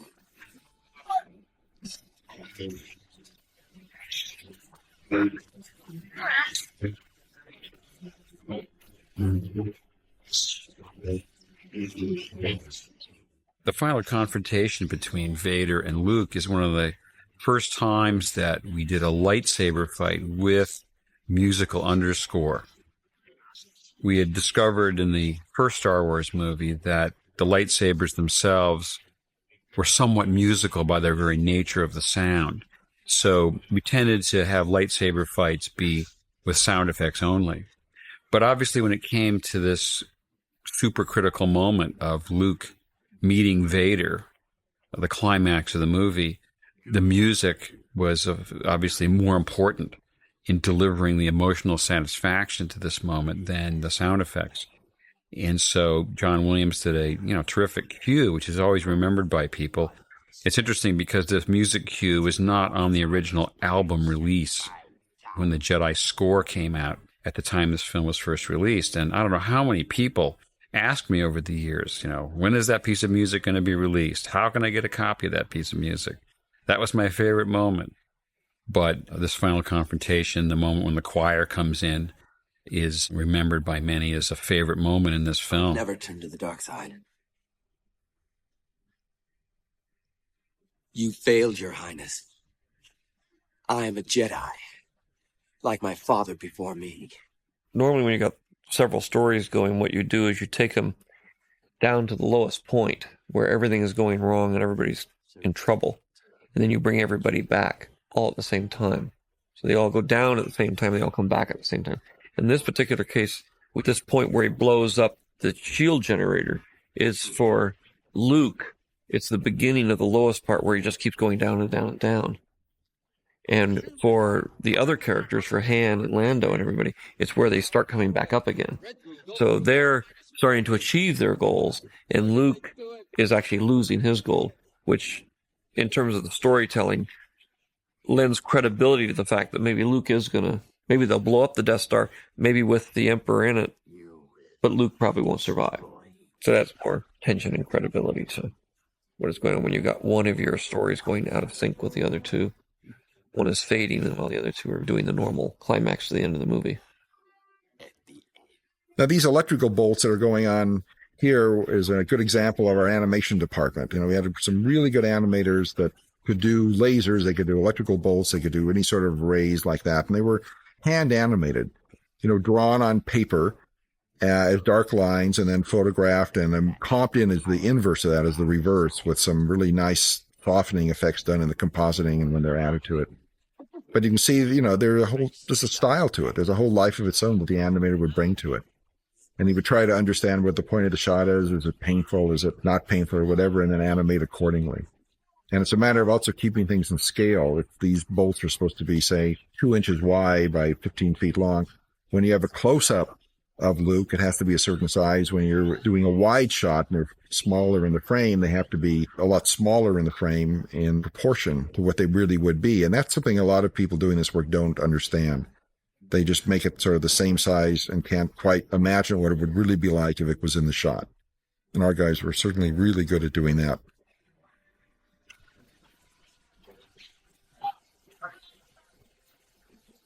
We were mixing the scene where Vader throws the Emperor into the pit, and we had a temporary version of the opticals in it. And while we were putting the sounds in, we were showing it to George, I suggested, why don't we see the outline of a skull on his face? There's just something that seems to ask for it. And although the opticals were already well underway, he left moments later, walked next door to ILM, and came back to the mix saying, it's taken care of. We'll see it. I'll be very curious to see all 6 of these films in order, to see how this very end works with killing of the Emperor, the redemption of Darth Vader, because that becomes more of the issue because of the first 3 films than it does in just seeing these 3 films by themselves.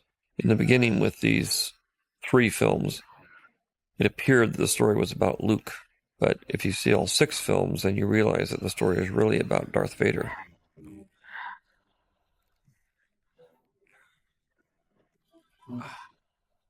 And here we go. This is a different scale Death Star than we had from the first show, smaller scale, so we could go much farther distances over it, a lot more detail on it, and getting ready to go into the tunnels, and here we are in the tunnels. Here goes nothing. And this is one of Richard Edlund's sequences, racing through these tunnels. It was quite a complicated thing to get the camera in there and disassemble the set as we're moving through it.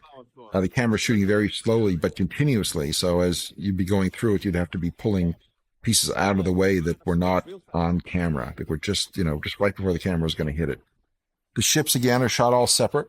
The explosions are added later on. You can see the complexity of the models, too, in that sequence, how a lot of them are self-illuminated and other ones are not. Split up and head back to the surface.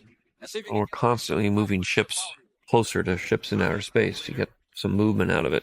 That's one of the tricks that we've always been using. As a ship in space itself, there's not much dynamic because the stars are so far away and they don't move very fast, unless you're completely parallel. But whenever you're outside of a ship or something, there's hardly any real movement at all.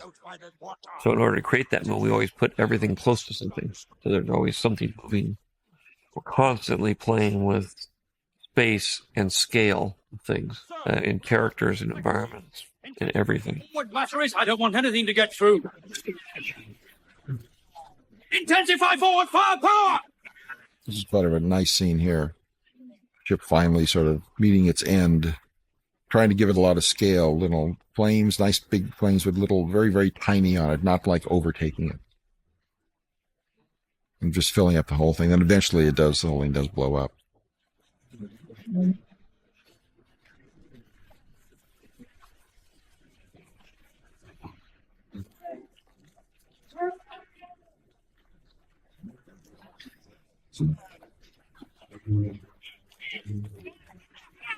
When I originally developed the breathing sound for Darth Vader in New Hope, I had a range of different sounds going from a very raspy, almost asthmatic sound of Vader breathing up into a more mechanical, cold-sounding breathing. And we had opted in the first Star Wars film to go with the colder, more mechanical breathing. But when it came to the scene where he's injured and dying and Luke is about ready to remove his helmet, we went back to some of the recordings I had made of the very raspy, labored kind of breathing, which worked well here.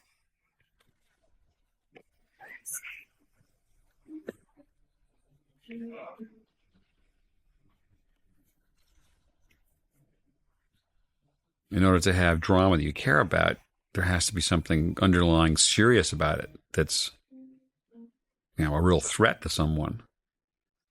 But on the other hand, there's cartoon issues in it, which is somebody can fall from a high place and not get hurt, or jump an incredible distance when at other times they can't run fast enough to get away from something, It's filled with these kind of dramatic ironies that one has to be really careful about how you balance them. No, you're coming with me.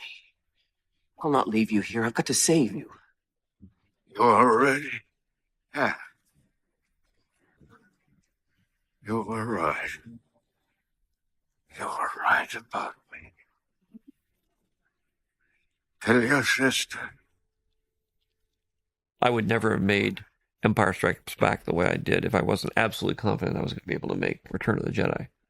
Because to make a movie with no beginning, no end, it was a huge risk and wouldn't work really unless there was a third film to put it together and make this into a trilogy so that you could actually follow the whole story.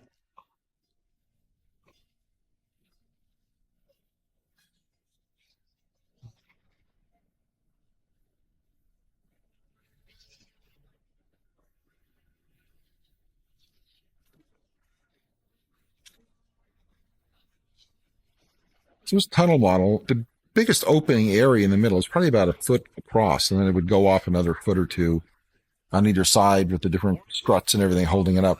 And the big area here in the end was a really nice model. It was probably about being 10 feet across or so, and that's the big thing in the middle is probably about 4 or 5 feet across, the big dome thing that's hanging from the ceiling that crumbles. So it was a pretty good scale. The explosions added later on to it. Being chased by the fireball was a pretty exciting thing that Richard worked on, a lot of the pyro guys, to sort of get that sense of fire coming right toward you, but never quite catching up with you, which is a difficult thing to do because fire, of course, just wants to overtake you. So they were pulling the camera back at the same time as the fireball was actually coming toward the camera to get these elements here of the fireball there. And they actually built some of it actually in a real model. So it wasn't even a combined explosion or fire. It was actually in the model. Probably the model in those cases would only work for one take, I think.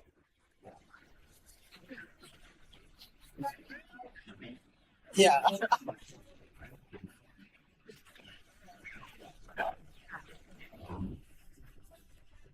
And a final massive explosion, huge scale, shot separately from the actual Death Star itself. As we got further along in the Star Wars films, the editorial style got much more rapid. That is, the shots were shorter in length and more of them packed together. And the challenge for sound editing and sound design is always related to how many cuts there are in the movie, how rapidly it goes from shot to shot. Because essentially every time there's a cut in a movie, there's perhaps a necessity to change the sound, either introduce a new sound or modify another one at the same rate that you're seeing imagery change. So the quicker the cuts, the more effort there has to be in careful consideration as to how you change the sound on every cut. Because, do you have something overlap and hang over into the next shot? Do you proceed a cut with another sound? Do you have a different sound on every cut? And if you do, will it just sound like a bunch of bumps, brief moments of sound that are just a burst of noise? It's so quick you can't tell what it is. These are all really significant issues when you are doing the sound design. and trying to imagine what the sounds are going to be. And then it's not only just coming up with the sounds, but also sounds that will connect together, like music would connect. Sound effects, it's somewhat the same idea, that you do have to consider how things will be connected together.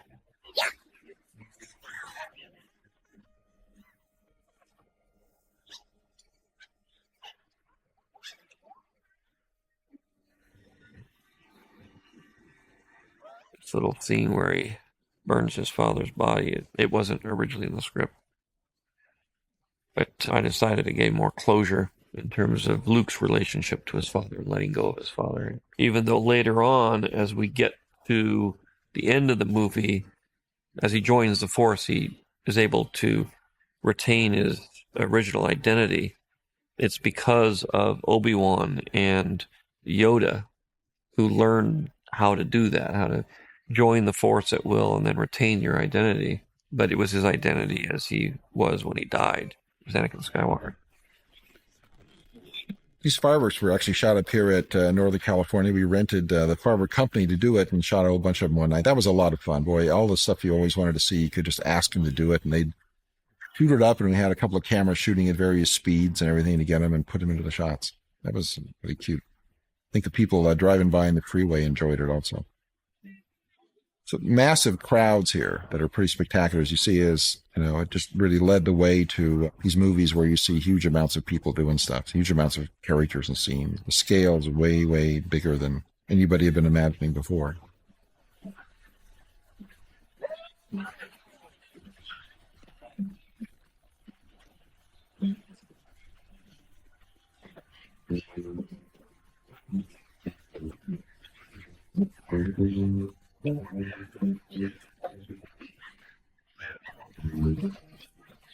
So the Ewoks were shot big in the frame and then projected from behind with a little projector onto a little screen, maybe 3 or 4 inches wide, and the painting painted on glass. And wherever you wanted to see Ewoks, you scraped the painting away and projected in the film of the Ewoks that had been shot. And, with a few of those holes and the Ewoks in the shots and a few other ones for flames, projecting in flames, you end up with a scene that looks like, you're in a forest looking at a bunch of Ewoks and, with torches. And it's all a big old fake. Pretty neat looking. Since the original Jedi, we've added Coruscant, the Emperor, down with the Emperor and all the people toppling statues and things. We've added Naboo, which is Padme's home, and we've added Bespin, which was Sky City. The idea being relating, intergalactic sort of celebration, reviewing all the places that we had been. Star Wars is one of those things that happens to you in life that you don't expect. But it ended up taking over my life, and I ended up, spending the next 30 years making these films. I mean, I love the films, but it's quite a bit of commitment to your life, I'll tell you, when you get down to the day-to-day struggle.